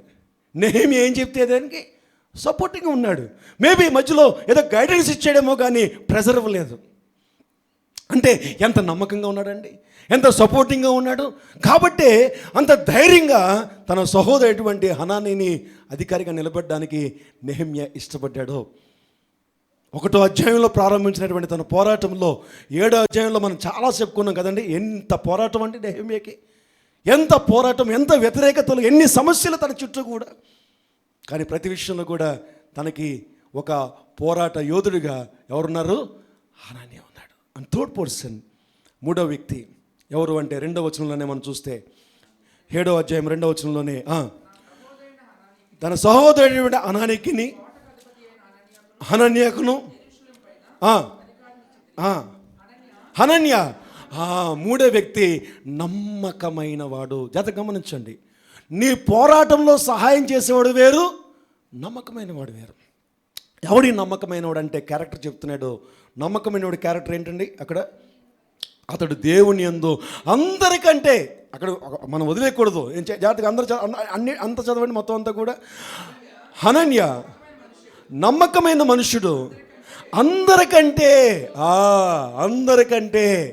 అంటే దేవుని యందు భయభక్తులు అందరికీ ఉన్నాయి, సంఘంలో అందరికీ ఉంటాయి, కుటుంబంలో అందరికీ ఉంటాయి. దేవుని యందు భయభక్తులు లేకపోతే చర్చకు వస్తారేంటి? ఎవడన్నాను రారు. చర్చకు వచ్చి కూర్చుని వాక్యం వింటున్నారంటే వాళ్ళు ఏముంది? దేవుని యందు భయభక్తులు ఉన్నాయి. ఇప్పుడు ఎవరికి అధికారం ఇవ్వాలి, ఎవరికి ఇంపార్టెన్స్ ఇవ్వాలి? అందరికంటే ఎవరు భయభక్తులుగా ఉన్నారో వారికి ఇంపార్టెన్స్ ఇస్తేనే ఆ సేవకుడి యొక్క దర్శనం నెరవేర్చబడుతుంది. అందుకనే మనం ఒక సంఘానికి వెళ్తున్నప్పుడు ఎలాగ ఉండాలంటే మనం భయభక్తుల విషయంలో పోటీ పడాలట. దేవుని యందు భయభక్తులు కలిగి ఉంటే అని అంటాడు, కొద్దిగా నమ్మకంగా ఉంటే అనేకమైన వాటి మీద దేవునికి సహాయం చేస్తాడు. సేవకుడి దర్శనంతో కలిసి వెళ్ళడం అంటే మాటలు కాదండి. ఒక సంఘంలో దేవుడు సేవకుడికి ఇచ్చిన దర్శనం చాలా గొప్పది. అది దేవుని రాజ్యానికి సంబంధించిన దర్శనం. ఆ దర్శనంతో నువ్వు కూడా పాలిపగుసులు అవ్వేంత స్థాయినికి రావాలంటే ఏం చేయాలి? అందరికంటే కూడా నువ్వు భయభక్తుల జీవితం ఉంటేనే కానీ ఆ సేవకుని దృష్టిలో నువ్వు పడవు, ఆ సేవకుని దృష్టిలోకి వెళ్ళడానికి అవకాశం లేదు. ఒకవేళ ఏదో మనుషులను బట్టో పరిస్థితులను బట్టో ఆ సేవకుడు దేవుని మీద ఆధారపడకుండా, దేవుని దయ మీద ఆధారపడకుండా, దేవుని మీద భయభక్తులు లేకుండా ఉంటే ఎలాంటి షమయ లాంటి వాళ్ళందరినీ కూడా తీసుకొచ్చి నెత్తినెక్కించుకుంటాడు. దానివల్ల ఏమవుతుందంటే వేదన ఎక్కువ అవుతుంది, ఉన్న సమస్య ఎక్కువ అవుతుంది. సో 3వదిగా నమ్మకస్తులు అంటే దేవుని యందు భయభక్తులు కలిగిన వారు. నీకున్నటువంటి సర్కిల్లో, నీకున్నటువంటి బంధువుల్లో, నీకున్నటువంటి వారిలో అందరికీ కూడా నీ పర్సనల్స్ మీద అధికారం ఇవ్వకు. దేని మీద? దేవుడు నీ కోట ఏంటి? నీ జీవితం, నీ బ్రతుకు. నీ కోట అంటే నీ బ్రతుకే, నీ బ్రతుకు. చివరికి నీ బ్రతుకుని కట్టుకోవడానికి ఇష్టపడుతున్నట్టు ముందుకెళ్తున్నప్పుడు అందరికీ కూడా అధికారం ఇవ్వకు. ఎవరి మీద? నీ జీవితం మీద. ఎవరి మీద? నీ బ్రతుకు మీద. ఎవరి మీద? నీ డిసిషన్స్ మీద, నువ్వు తీసుకున్నటువంటి నిర్ణయాల మీద అందరికీ కూడా అధికారాలు ఇవ్వకు. అందరినీ కూడా అధికారం ఇవ్వద్దంటే అర్థం ఏంటి? సలహాలు అడక్కు. ఏం చేయమంటావు అక్క? నువ్వే గుర్తొచ్చావు, ఏం చేయమంటావు? ఎవరి అక్క? దేవుడంటే భయభక్తులు లేనక్క, దేవుడంటే విశ్వాసం లేనక్క. ఈ అక్కకు ఫోన్ చేసి ఏం చేయమంటావు అక్క? ఇలా చేద్దాం అనుకుంటున్నాను, అక్కడికి వెళ్దాం అనుకుంటున్నాను, ఆ ఇల్లు కొందాం అనుకుంటున్నాను, లేదంటే ఉద్యోగం చేయాలనుకుంటున్నాను, ఇంట్లో చాలా సమస్య వచ్చింది, ఈ నిర్ణయం తీసుకోవాలనుకుంటున్నాను, ఏం చెప్తావు అక్క?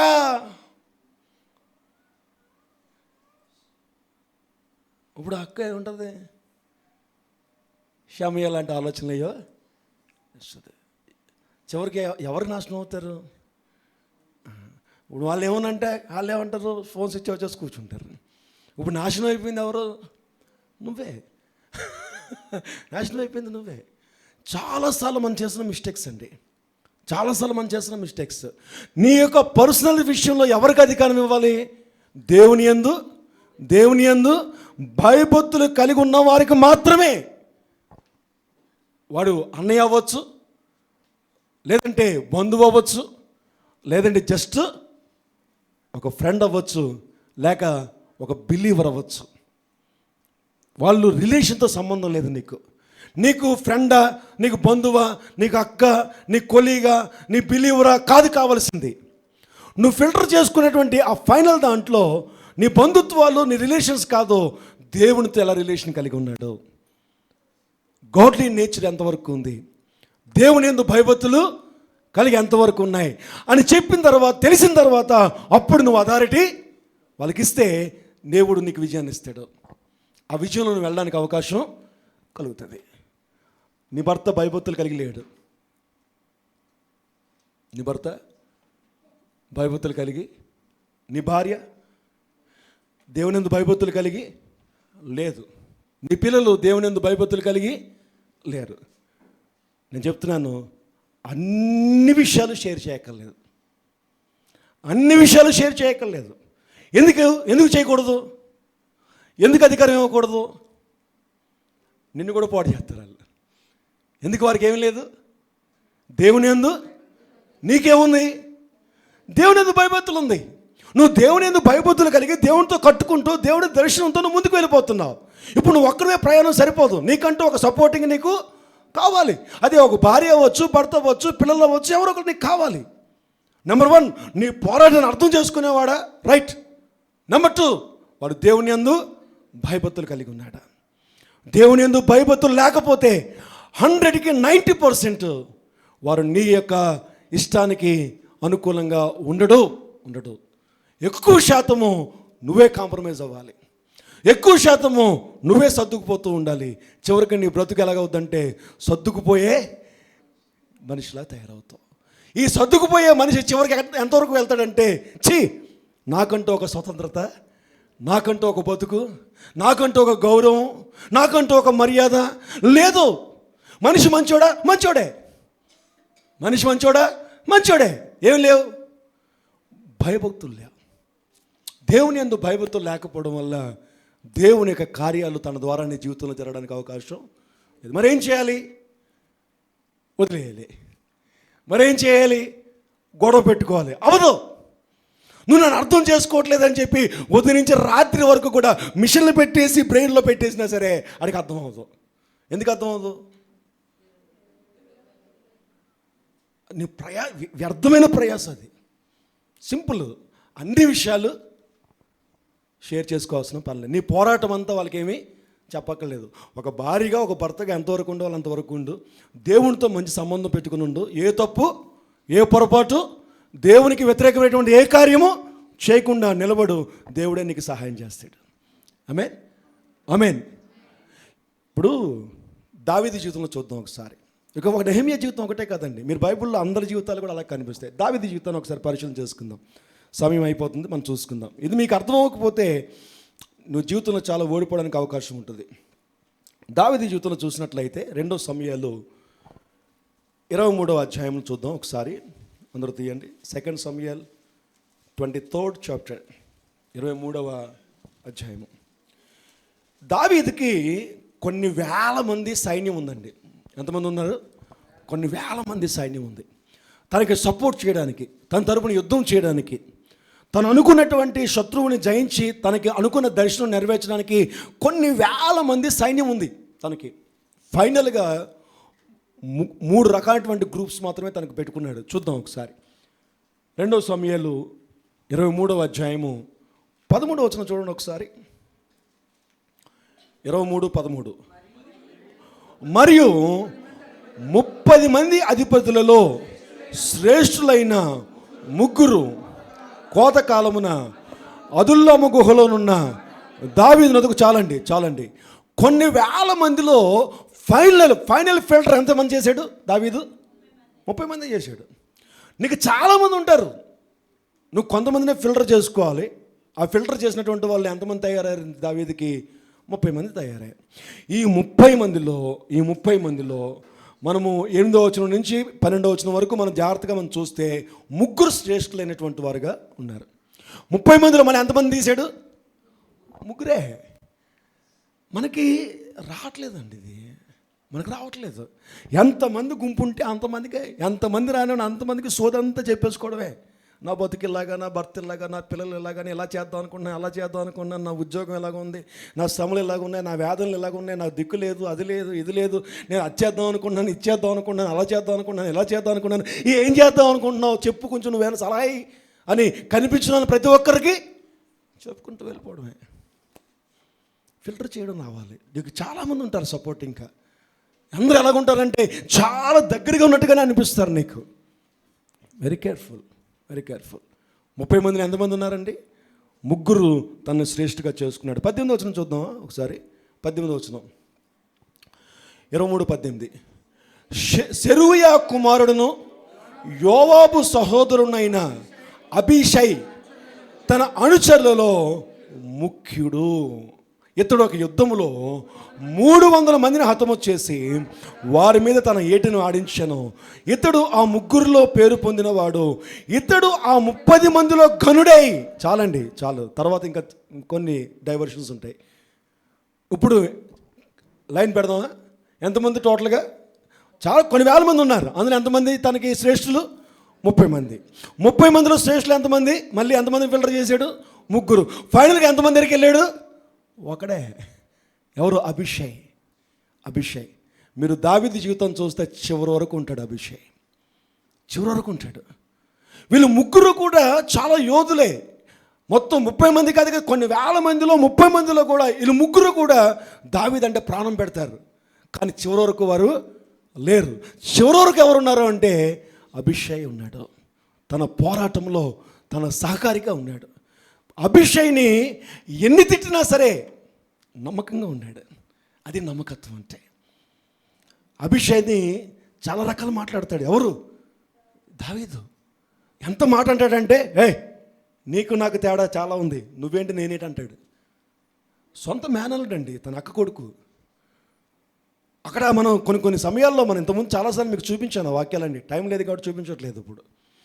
అభిషైని దావీదు అనరాని మాటలు అంటాడు. అభిషై అంటాడు, నువ్వు కానీ నాకు అంటే నేను ఈ షిమ్మీని చంపేస్తాను అంటాడు. షిమ్మీని చంపేస్తానంటే అప్పుడు దావీదు అంటాడు వచ్చి, నీకు నాకు పోలిక ఎక్కడది? నీకు నాకు పోలిక ఏంటి? నేను వేరు నువ్వు వేరు, ఏంటి చంపేసేది? ఆగు అని అన్నే అంటాడు. కోపం వచ్చేదండి ఆడికి. ఎవరికి? ఆయన దావీదుతోనే ఉన్నాడు. ఆయన దావీదు ఎంత నమ్మకం కదా. దావీదుని విడిచిపెట్టలేదు. ఈ రోజున ఒక మాట అంటే దూరంగా వెళ్ళిపోతున్నావు కదా. ఏంటి నమ్మకం నీకు వాళ్ళంటే? ఒక మాట అంటే పట్టలేదు వాళ్ళు నీకు నమ్మకస్తులు ఎలాగ అవుతారు? నీ పర్సనల్ లైఫ్లో వాళ్ళకి ఎలా షేరింగ్ ఇస్తావు, ఎలాగ అధికారం ఇస్తావు? ఎన్ని మాటలు అన్నా సరే అభిషై దావీదుని విడిచిపెట్టలేదు. అభిషై ఒక విధంగా చెప్పాలంటే ఫిజికల్గా చెప్పాలంటే దావీదు కంటే బలవంతుడు. దావీదు కంటే యుద్ధ నైపుణ్యం కలిగిన వాడు అభిషై. ఇంకో విషయం చెప్పనా, రాజుగా లేని దినాల్లో కూడా అభిషై దావీదుతోనే ఉన్నాడు. కొండల మీద వెళ్తున్నప్పుడు అభిషై దావీదుతోనే ఉన్నాడు. అంత అవసరం ఏముందండి అభిషైకి? బికాజ్ నమ్మకం ఉన్నారా నీకు అటువంటి నమ్మకస్తులు? అయితే భయపడకు. వారిలో ఏ కార్యమైనా సరే నీ జీవితంలో జరిగించడానికి దేవుడు నీకు సహాయం చేస్తాడు. వాడికి ఏమేమి ఉండాలి ఇప్పుడు? 1, దేవుని యందు భయభక్తులు కలిగి ఉండాలి. 2వదిగా నీ పోరాటంలో సహకారిగా సరిపెట్టేట్టుగా ఉండాలి. 3వదిగా తను ఎటువంటి నమ్మకత్వం అంటే అభిషేలాగా ఒకవేళ కొన్నిసార్లు నీ స్ట్రెస్లో, నీ ఫ్రస్ట్రేషన్లో, నీకున్నటువంటి ఇబ్బందుల్లో, నీకున్న ఇరుకుల్లో, నీకున్నటువంటి సమస్యల్లో తట్టుకోలేక ఒక మాట అనొచ్చు. నువ్వు ఒక మాట అనొచ్చు. ఆ మాట అన్నందుకు మాట్లాడడం మానేసి దూరంగా వెళ్ళిపోయారా? ఇంకొకసారి ఎప్పుడు కూడా నీ జీవితంలోకి ఎంటర్ చేయకు. ప్రేమించు, సహాయం చేయి, వాళ్ళకి ఏది కావాలంటే అది ఇవ్వు. కానీ నీ పర్సనల్ లైఫ్లోకి మాత్రం ఎంటర్ చేయకు. ఎప్పటికైనా నీకు నష్టమే చేస్తారు వాళ్ళు. నువ్వు ఎప్పుడు ఒకలాగా ఉంటావని గ్యారంటీ ఏంటి? నీ లైఫ్లోకి వాళ్ళు ఎంటర్ చేయడం వల్ల కొన్ని సీక్రెట్లు చెప్తావు కదా వాళ్ళకి, కొన్ని రహస్యాలు చెప్తావు కదా, నీతో తిప్పుకోవడం వల్ల కొన్ని విషయాలు వాళ్ళకి ఎక్స్ప్లెయిన్ చేస్తావు కదా. వాళ్ళు ఏదైనా సరే వాళ్ళకి కోపం ఎక్కువ, నీతో ఒక మాట పడడానికి ఇష్టపడే రోషం ఎక్కువ. వాళ్ళకి నమ్మకత్వం కంటే రోషం ఎక్కువ, నమ్మకత్వం కంటే కూడా పౌరుషాలు ఎక్కువ, నమ్మకత్వం కంటే కూడా అహంకారం ఎక్కువ. వారికి దేవుడు అంటే భయభక్తులు లేవు. ఎందుకు నీకు వాళ్ళు? దేవుని వాక్య ప్రకారంగా వాళ్ళకి సహాయం చేయి, వాళ్ళు ప్రేమించు. ఇంటికి వస్తారా, నవ్వుతూ భోజనం పెట్టు. నీ పర్సనల్ లైఫ్లోనికి వాళ్ళని అలో చేయకు. నీ వ్యక్తిగతమైన పోరాటం డిఫరెంట్. అది నీ పర్సనల్ పోరాటం, అది ఒక పర్సనల్ వార్ఫేర్. అవి వ్యక్తిగతంగా నువ్వు పోరాడుతున్నావు జీవితంలో. నీకు ఏదో కావాలి, సంథింగ్. ఇరిగిపోయినటువంటి జీవితం, నలిగిపోయినటువంటి జీవితం, నలిగిపోయిన మనసు కట్టుకోవడానికి పరిగెడుతున్నావు. దానికి దేవునితో పాటుగా మనిషి సహాయం కూడా నీకు కావాలి. కానీ ఆ మనిషిని సెలెక్ట్ చేసుకునేటప్పుడు జాగ్రత్తగా కానీ చేసుకోకపోతే ఈ రోజున 90% ప్రజలు పాడైపోవడానికి గల కారణం ఎవరిని పడితే వాళ్ళని నమ్మడం, ఎలా నమ్మాలో వారికి తెలియకపోవడం. ఈరోజు దేవుడు నీతో మాట్లాడుతున్నాడు నా ప్రియ దేవుని సంగమా. మనము ఎటువంటి నమ్మకస్తులు. అభిషేక్ తను రెండోసారి సౌలుని అప్పగించేస్తాడు దేవుడు. సౌలుని అప్పగించేస్తే ఇప్పుడు అభిషేక్ అంటాడు, నువ్వు ఓకేనా, వెళ్ళి నేను చంపేస్తానండి. ఆగు, నువ్వు కంగారు పడు, కాదు నేను వెళ్తాను అని చెప్పి నెమ్మదిగా చిన్న క్లాత్ కోసుకొచ్చి, ఇదిగో నీ క్లాత్ కోస్తాను, చంపేద్దు నిన్ను అంటే అభిషేక్ కాలిపోతూ ఉంటుంది పక్క నుంచి. శత్రువు దొరికితే ఇంత సహాయం చేస్తే నన్నేమో పక్కన పెట్టేసి ఒక చిన్న అంచు, ఆ వస్త్రాల్లో చిన్న అంచు మాత్రం కట్ చేసి ఆ అంచును చూపించి, ఇదిగో నేను చంపేయగలను, కావాలంటే నువ్వు వార్నింగ్ ఎత్తావా. ఎంత అయినా అభిషేక్ సౌలుతోనే ఉన్నాడు. రెండోసారి దేవుడు మళ్ళీ సౌలుని అప్పగించేశాడు. రాత్రి మంచి స్లీపింగ్ ఉడకబెట్టి నిద్రపోతున్నాడు. పక్కనే నీల చెంబు ఉంది. అభిషేక్ అన్నాడు, దొరికాడు, నువ్వు అంటే తీసుకెళ్ళి ఒక్క వేడితో చంపేస్తాను, ఇంకా అయిపోయింది అంటాడు. ఆగు, ఏంటి మాట్లాడుతున్నావు నువ్వు, ఆగు. నా విజన్ వేరు, నా ఆలోచన వేరు. నేను దేవుని నందు భయభక్తులు కలిగి ఉన్నాను. నా మాటకు నువ్వు విను, అంతే.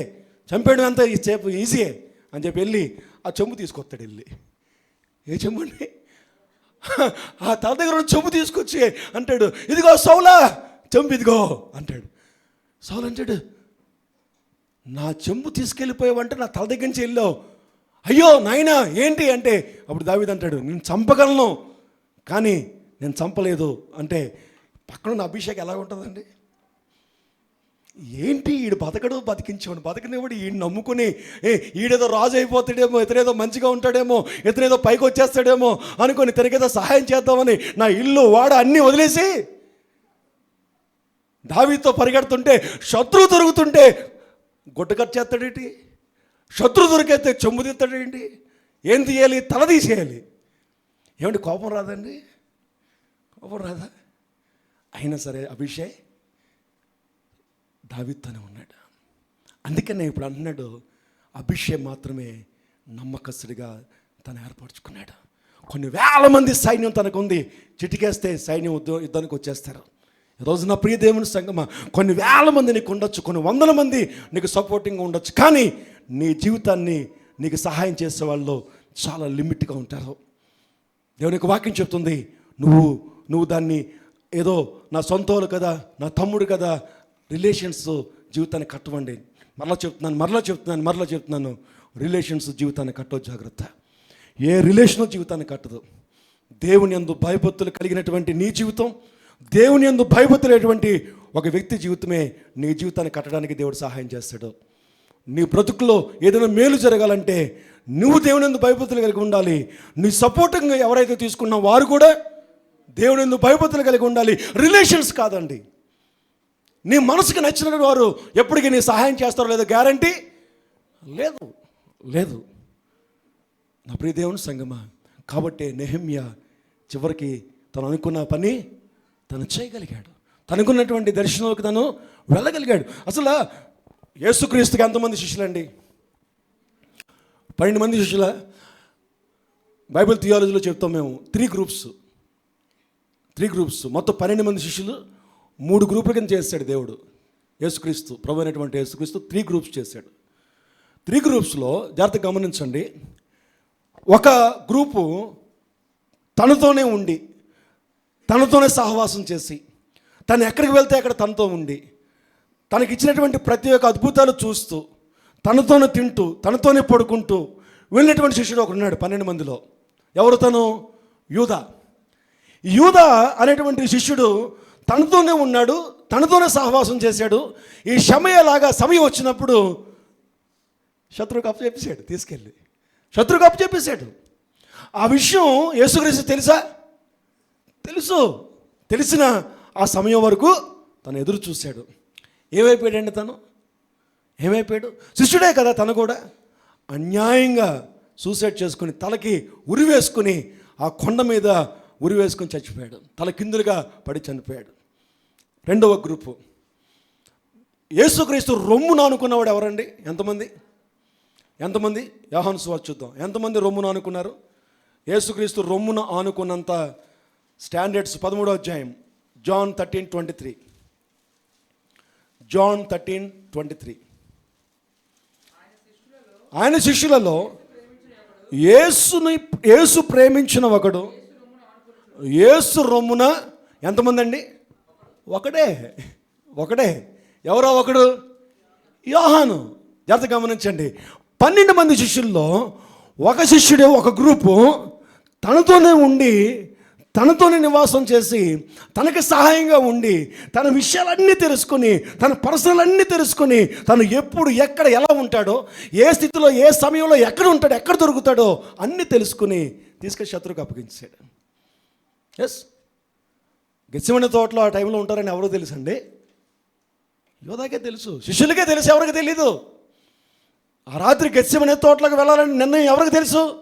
12 మంది శిష్యుల్లోకి తెలుసు, అంతే. యోధా తీసుకెళ్ళి ఎవరికి చెప్పాడు? ఎక్కడ ఉంటాడని చెప్పాడు? గెత్సేమనే తోటలో ఉంటాడు యేసుక్రీస్తు అని చెప్పాడు. ఆ గెత్సేమనే తోటలో మరి నాకు ఎలా తెలుస్తుందంటే, నేను ముద్దు పెట్టుకుంటాను, అతనే యేసుక్రీస్తు అని చెప్పేశాడు. అమ్మేశాడు తీసుకెళ్ళి. ఎవరితను? క్రీస్తు నమ్మినవాడే, క్రీస్తు సహవాసం చేసినవాడే. నీతో కూడా అలాగే ఉంటారు చాలామంది. నీతోనే సహవాసం చేస్తారు, నీతోనే ఉంటారు, నీకు చాలా సపోర్టింగ్గా ఉన్నట్టుగా ఉంటారు, నీకు చాలా సహాయంగా ఉన్నట్టుగా ఉంటారు. నీ తెలివి తక్కువతనము, నువ్వు దేవునితో సరిగ్గా లేని స్థితి నమ్మేస్తావు. 90% మళ్ళీ చెప్తున్నాను, అటువంటి వల్ల నీకు నాశనం. కారణం ఒకటే, నువ్వు దేవుని యందు భయభక్తులు కలిగినటువంటి జీవితం లేకపోవడం వల్ల. అప్పుడే దేవుని సంగమా. రెండవ గ్రూప్ ఎవరంటే, క్రీస్తు రొమ్మున ఆనుకున్నటువంటి వాడు. ఎవరు అతనంటే యోహాను భక్తుడు. ఒక విషయం చెప్పమంటారా? యేసుక్రీస్తు యోహాను భక్తుడికి ఇచ్చినటువంటి ఇంపార్టెన్స్ ఎంత ఇంపార్టెన్స్ అంటే, 12 మంది శిష్యులకి ఎవరికి ఇవ్వాల్సినటువంటి ఇంపార్టెన్స్ నెంబర్ వన్ తన పర్సనల్ లైఫ్లో, తన వ్యక్తిగతమైనటువంటి జీవితంలో తల్లిని చూసే బాధ్యత యోహానుకి అప్పగించాడు. తన పర్సనల్ అది స్పిరిచువల్ కాదు, అది సంఘ స్థాపన కాదు, అది దేవుని రాజ్య వ్యాప్తి కాదు. తన వ్యక్తిగతమైంది, తను కనిపించినటువంటి తన యొక్క తల్లి. అది ఆత్మీయ జీవితానికి సంబంధించింది కాదు. ఆ పర్సనల్ లైఫ్లోకి ఎవరిని తీసుకొచ్చాడు? యోహాను మాత్రమే తీసుకొచ్చాడు, ఒకరిని తీసుకొచ్చాడు.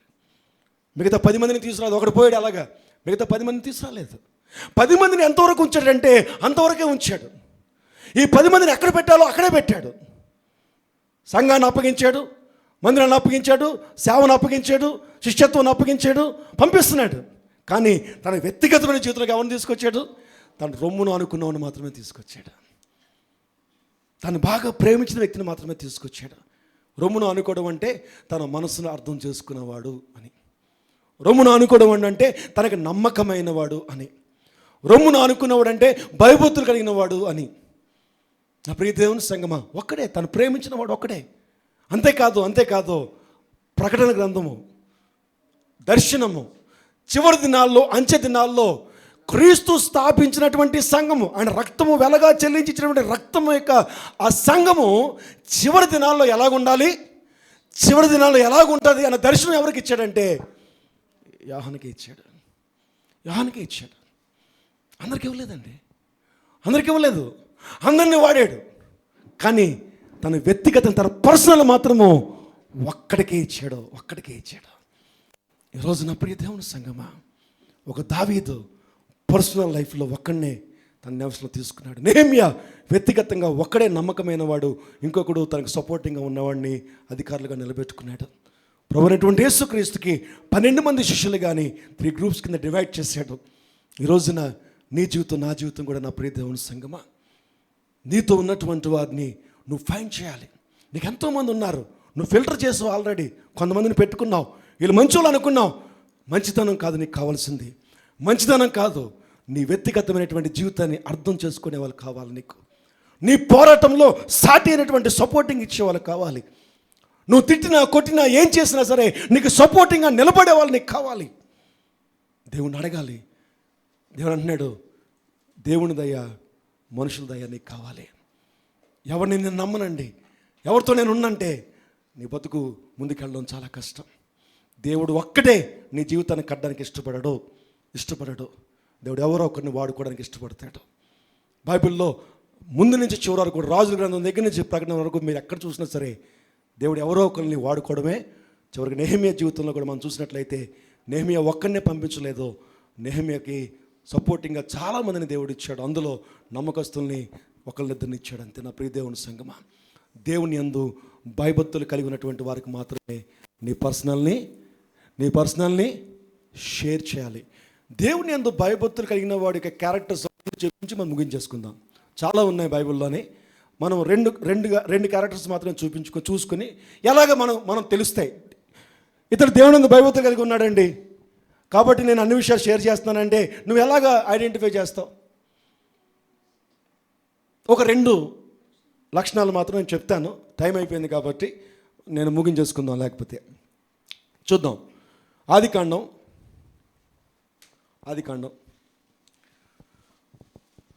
39వ అధ్యాయంలో మనం చూస్తే, ఆదికాండం 39వ అధ్యాయంలో ఇక్కడ మనకు ఒక ఆయన కనిపిస్తాడు. ఆయన ఎవరంటే యోసేపు కనిపిస్తాడు. యోసేపు వ్యక్తిగతమైన జీవితాన్ని మనం చూస్తే దేవునికి ఎంత భయపడుతున్నాడో మనకు అర్థమవుతుంది. అక్కడ 39వ అధ్యాయము 7వ వచనం నుంచి చూస్తే, 39వ అధ్యాయము 7వ వచనం నుంచి, అటు తర్వాత అతని యజమానుని భార్య యోసేపు మీద కన్నువేసి తనతో శయనించమని చెప్పాను. అయితే అతడు ఒప్పక, నా యజమానుడు తనకు కలిగినదంతయు నా చేతికి అప్పగించను కదా, నా వశములో తన ఇంటిలో ఏముండదో అతడు ఎరుగడు, ఈ ఇంటిలో నాకంటే పైవాడు ఎవడునూ లేడు.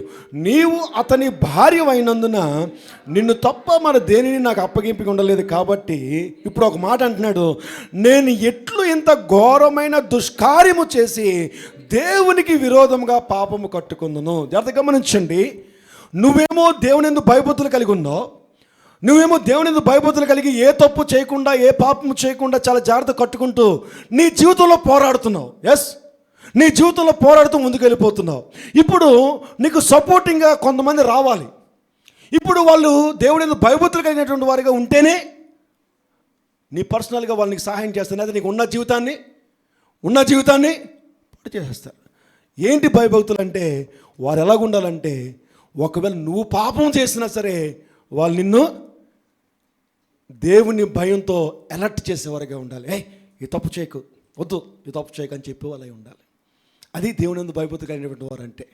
నువ్వు ఎవరినైతే ఇష్టపడుతున్నావో, ఎవరైతే నీ జీవితంలోకి ఎంటర్ చేస్తున్నావో, ఎవరైతే నీకు సపోర్టింగ్గా ఉన్నారో, వాళ్ళు ఏదైనా తప్పు చేస్తే అమ్మో దేవుడు చూస్తున్నాడు అన్న భయం వాళ్ళలో కనిపించాలి. మీరు అనుకుంటున్నారు ఇప్పుడు లోపల ఇలాంటి వాడు ఎక్కడ దొరుకుతారు పాస్టర్ గారు అంటారు. ఎందుకు దొరకరు? నువ్వు లేవా? ఇంకా నీకు ఆ సమర్పణ రాలేదా? మరి నీకు ఆ సమర్పణ వచ్చినప్పుడు అటువంటి సమర్పణ కలిగిన వాడు ఎందుకు ఉండరు? నీతో ఉంటారు. నువ్వు వెతికితే నీకు దొరుకుతారు. నువ్వు ఎక్కడ వెతకక్కర్లేదు, నీతో ఉన్నవాడిని స్టడీ చేయి చాలు. నీకు రిలేషన్స్ కాదు కావాల్సింది. ఏ తప్పు చేసినా సరే దేవుని భయం ఉన్నవాడు, భయభక్తులు కలిగినవాడు, అటువంటి వాడు నీకు ఏమాత్రం కూడా అన్యాయం చేయడు. నీ బ్రతుకులో నీకు సహాయంగా ఉండడానికి దేవుడు నీకు సహాయం చేస్తాడు. రెండవది, సెకండ్ పాయింట్ ఏంటంటే, సామెతలు 8:13, ప్రొవర్బ్స్ 8:13, సామెతలు 8:13, 8:13 చూసి ముగించుకుందాం మనం. యెహోవా యందు భయభక్తులు కలిగి ఉండుట, చెడుతనమును అసహించుకునుటే, గర్వము చూడండి, చెడుతనమును అసహించుకునుటే అన్నాడు. ఎక్కడైతే చెడుతనం ఉందో దాన్ని అసహించుకుంటారట, దాన్ని మాట్లాడడానికి కూడా ఇష్టపడతారట. నువ్వు మాట్లాడేటప్పుడు చెడుతనంగా మాట్లాడితే వాళ్ళు అసహించుకుంటారే, అలాంటి మాటలు నాతో మాట్లాడుకో అంటారట. అటువంటి వారితో నువ్వు అలా కాకుండా నువ్వు ఏదైనా చెడు మాటలు మాట్లాడుతున్నావు అనుకో, ఇంకా ఇంకా చెప్పు, అయ్యో ఇంకా అది కూడా అని ఇంకో 4 చెడు మాటలు చెప్తున్నారనుకో, జాగ్రత్త. వాళ్ళే నీ జీవితాన్ని నాశనం చేస్తారు. ఒకరోజు వాళ్ళే నీ జీవితాన్ని నాశనం చేస్తారు. చెడుతనాన్ని అసహించుకునే వాళ్ళే నీకు సపోర్టింగ్గానే ఉండగలుగుతారు. చెడుతనాన్ని అసహించుకునే వాళ్ళని నువ్వు నమ్మడానికి అవకాశం ఉంది. చెడుతనం అసహించుకోవడానికి ముందుగా వాడు దేవుడు అంటే, నిజ దేవుడు అంటే ఎలా ఉండాలి? వాడికి భయం ఉండాలి, భయభక్తులు ఉండాలి. చెడుతనాన్ని అసహించుకునేవారుగా ఉండాలి. కొంతమంది చూడండి, ఎవరిని ఇష్టపడతామో తెలుసా? మనం ఏమైనా చెడు చేస్తూ ఆ చెడు గురించి మాట్లాడితే వాళ్ళు ఇంకో 4 చెడు చెబుతున్నారు అనుకోండి, రెండో రోజు వాళ్ళ కోసం ఎత్తుకుంటే ఎక్కడున్నారు వీళ్ళు, రా కూర్చో అంటారు. ఎందుకు? నువ్వు చెడు చెబితే చెడు, మంచి చెప్తే భజనేస్తున్నారు నీకు. మంచి చెప్పినా అవును, చెడు చేసినా అన్నారు. నో జాగ్రత్త. వాళ్ళు నీ జీవితానికి కుంపటెట్టేస్తారు. ఇప్పుడు నీ జీవితాన్ని కాల్చి బూడిద చేసేస్తారు. ఇప్పుడు నువ్వు కొంచెం స్పెండ్ చేస్తున్నావు చూసావా, వాళ్ళతో సీక్రెట్స్ అన్ని రిలీజ్ చేస్తున్నావు చూసావా, మొత్తం అంతా రోడ్డు మీదకి వెళ్ళిపోతావు ఒకరోజు. జాగ్రత్త. So very careful, very careful. నీ పర్సనల్ లైఫ్ని షేర్ చేయడానికి దేవుడు ఎవరికి అనుమతి ఇవ్వడు. ఈ రోజున జరుగుతున్నటువంటి సత్యం అదే. లేచి నుంచి ప్రార్థన చేసుకుందాం. నీకేమైనా అర్థమవుతాయి ఈరోజు ప్రార్థన చేయి. నువ్వు ఎలా పడితే అలా బ్రతుకుతే జాగ్రత్త. ఎంత జాగ్రత్తగా కట్టుకున్నా బైబిల్ చెప్తుంది, దేవుడు కట్టకపోతే అది వ్యర్థమైపోతుంది. ఎలా పడితే అలాగా నువ్వు జీవితాన్ని కట్టుకోవడానికి ప్రయత్నం చేయకు. ఉన్న చిన్ని జీవితం దేవుడు ఎన్నో గొప్ప కార్యాలు చేయడానికి ఆశపడుతున్నాడు. దేవుడు ఎన్నో గొప్ప కార్యాలు చేయడానికి ఆశపడుతున్నాడు. ఫస్ట్ పాయింట్, దేవుని దయ నీకు కావాలి. మనుషుల దయ కంటే ముందు దేవుని దయ నువ్వు సంపాదించుకో. దేవుని యందు భయభక్తులు కలిగి ఉండు. దేవుని మీద ఆధారపడు. ప్రార్థన జీవితంలో బలపడు. చెడుతనం చేయకుండా ఉండడానికి ప్రయత్నం చేయి. పాపం చేయకుండా ఉండడానికి ప్రయత్నం చేయి. ఇది తప్పు అని తెలిస్తే దాన్ని విడిచిపెట్టేసేయి. దేవునితో మంచి జీవితాన్ని జీవించు. ఎక్కువ ప్రార్థనలో ఉండు. ఖచ్చితంగా దేవుని జీవితాన్ని కడతాడు. నెంబర్ 2, నువ్వు ఒక్కలవే జీవితాన్ని కట్టుకోలేవు. నీకు ఒక సహాయం కావాలి. నీకు ఎవరో మనుషుల దయ కావాలి. లేకపోతే నువ్వు వర్దిల్లడానికి కష్టం, పైకి రావడం కష్టం. నెహెమ్యాకు కూడా దేవుడు సహాయం చేశాడు. దావీదుకి సహాయం చేశాడు. మోషేకి సహాయం చేశాడు. వారికి సపోర్టింగ్గా నిలబెట్టాడు ఎవరో ఒకరిని. నీకు నిలబెడతాడు. కానీ సెలెక్ట్ చేసుకునేటప్పుడు జాగ్రత్తగా సెలెక్ట్ చేసుకో. షమియా లాంటి వాళ్ళు ఉంటారు, జాగ్రత్త. నువ్వు దేవునితో మంచి రిలేషన్ లేకపోతే షమియా లాంటి వాళ్ళని ఫైండ్ చేయడం చాలా కష్టం. దేవుని వాక్యమే చెప్తారు, మంచిగా చెప్తారు, కానీ నీ జీవితాన్ని అడ్డంగా ముంచేస్తారు. జాగ్రత్త, జాగ్రత్త. బైబిల్ అంటుంది, మెలకుగా ఉండు, గర్జించు సింహం వలె అపవాది ఎవరిని మింగుదినాన్ని తిరుగుతుంది. ఎప్పుడు మింగేస్తాడో తెలియదు. నువ్వు అనుకోవచ్చు, అన్నీ బాగానే ఉన్నాయి కదా, నేను నా కుటుంబం అనుకుంటావేమో. జాగ్రత్త. ఆ కుటుంబంలోనే వేదన, దుఃఖం తీసుకొచ్చి చల్లాచెదురు చేసే భయంకరమైన చీకటి అపవాది. నువ్వు దేవునితో నీ జీవితాన్ని కట్టుకోవడానికి ఇష్టపడితే దక్కాల సమయంలో నీ చేతులు దేవుని వైపుకు చాపి మరలో ఒకసారి రీసబ్మిట్ చేసుకో. నీ జీవితాన్ని రీసబ్మిట్ చేసుకో. ఇదిగో ప్రభు, ఉదయకాల సమయంలో మరొకసారి నా జీవితాన్ని నీకు అప్పగిస్తున్నాను. ప్రార్థనా శక్తి చేత నింపు నాయన. లేజినెస్ నుంచి నన్ను విడిపించు. అలర్ట్గా ఉండడానికి సహాయం చేయి. ఆత్మీయ జీవితంలో చురుకుదనం దయచే. స్పిరిచువల్ స్పీడ్ నాకు పెంచునైనా. ప్రార్థన చేస్తావా ఈరోజు? లేకపోతే ఎంతమంది నీకు సహాయకులు ఉన్నా చివరికి నీకు వేదన, దుఃఖమే. రాజు ఒకసారి తనకు అవసరం వచ్చాడు, తర్వాత ఏం చేయలేకపోయాడండి ఆ రాజు. యూదులు కొంతవరకే తనకు సహాయం చేయగలిగారు, కానీ చివరి వరకు ఉన్నటువంటి వారు హనాని, హనన్య, వారు నమ్మకస్తులు. వాళ్ళు పోరాటాన్ని ఎరిగిన వారు. తనకి పోరాటాన్ని గమనించి తన చేయి పట్టుకుని నడిచిన వారు. తనతో పాటుగా దేవుని యందు భయభక్తులు కలిగిన వారు. అటువంటి వారిని దేవుడు నీకు ఇస్తాడు. ఎవరు పడితే వాళ్ళతో నీ జీవితాన్ని షేర్ చేసుకోకు. నీ బ్రతుకులోనికి రానివ్వకు ఎవరిని. నీ పర్సనల్ లైఫ్ నీ పర్సనల్ లైఫే. నీ కుటుంబం నీ కుటుంబమే. ఎవరిని నీ లైఫ్లోకి ఎంటర్ అవనిస్తే వాళ్ళే నీ బ్రతుకుని నాశనం చేస్తారు. జాగ్రత్త. కాబట్టి రాత్రి ఉదయకాల సమయంలో ప్రార్థన చేద్దాం. ప్రభువా, వివేచన ఆత్మ నాకు దయచేయి. ఎక్కడ పడితే అక్కడ, ఎవరితో పడితే అరకు. చాలాసార్లు మనం ఏం చేస్తాం తెలుసా? మంచి వాళ్ళని కూడా పక్కన పెట్టేస్తాం. వాళ్ళు దేవునందు భయభక్తులు కలిగి నీకు మంచి చెప్తారు, వాళ్ళంటే నువ్వు అసహించుకుంటావు కొన్నిసార్లు. ఎందుకంటే నేను చూస్తున్నాను చాలాసార్లు సంఘంలోనే జరుగుతున్నాయి. వాళ్ళ మంచి కొరకు దేవునందు భయభక్తులు కలిగేటువంటి సేవకులుగా ఏదైనా చెప్పామనుకోండి, ఆ సేవకుల్ని అసహించుకుంటారు చాలామంది. ఆ సేవకుని దూరం పెడతారు చాలాసార్లు. దానివల్ల నష్టపోయేది నువ్వే, దానివల్ల నష్టపోయేది నువ్వే. నేను అర్థం చేసుకుని నీ పోరాటంలో సహాయంగా చేసేది దేవుడు నీకు ఇచ్చినటువంటి సేవకుడు ఎంతో భయభక్తులతో నేను నడిపిస్తాడు. ఊర్లో అందరికీ చెప్పుకోవడం కాదు. ఆ సేవకుల యొక్క సహకారము, దేవుని యొక్క సహకారం నీకుంటే ఉన్నతమైన స్థాయికి నువ్వు ఎదుగుతావు. నువ్వు అబ్జర్వ్ చేయాలి, నిజంగా దేవునందు భయభక్తులు కలిగి ఉన్నారా మా సేవకులు?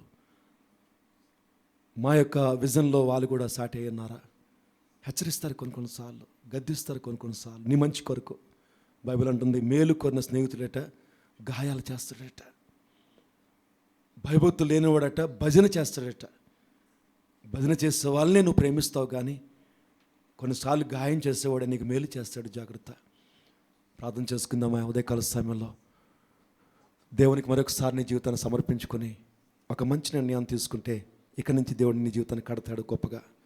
పరిశుద్ధుడానికి స్తోత్రాలు తండ్రి. ఇచ్చిన సమయాన్ని బట్టి మీకు వందనాలు చెల్లించుకుంటూ, ఎవరైతే ఈరోజు ప్రభా మళ్ళీ నూతనమైన కమిట్మెంట్స్ తీసుకుంటున్నారో వారితో మీరు నడిపించమని యేసు నామములో ప్రార్థిస్తున్నాం తండ్రి. ఆమేన్.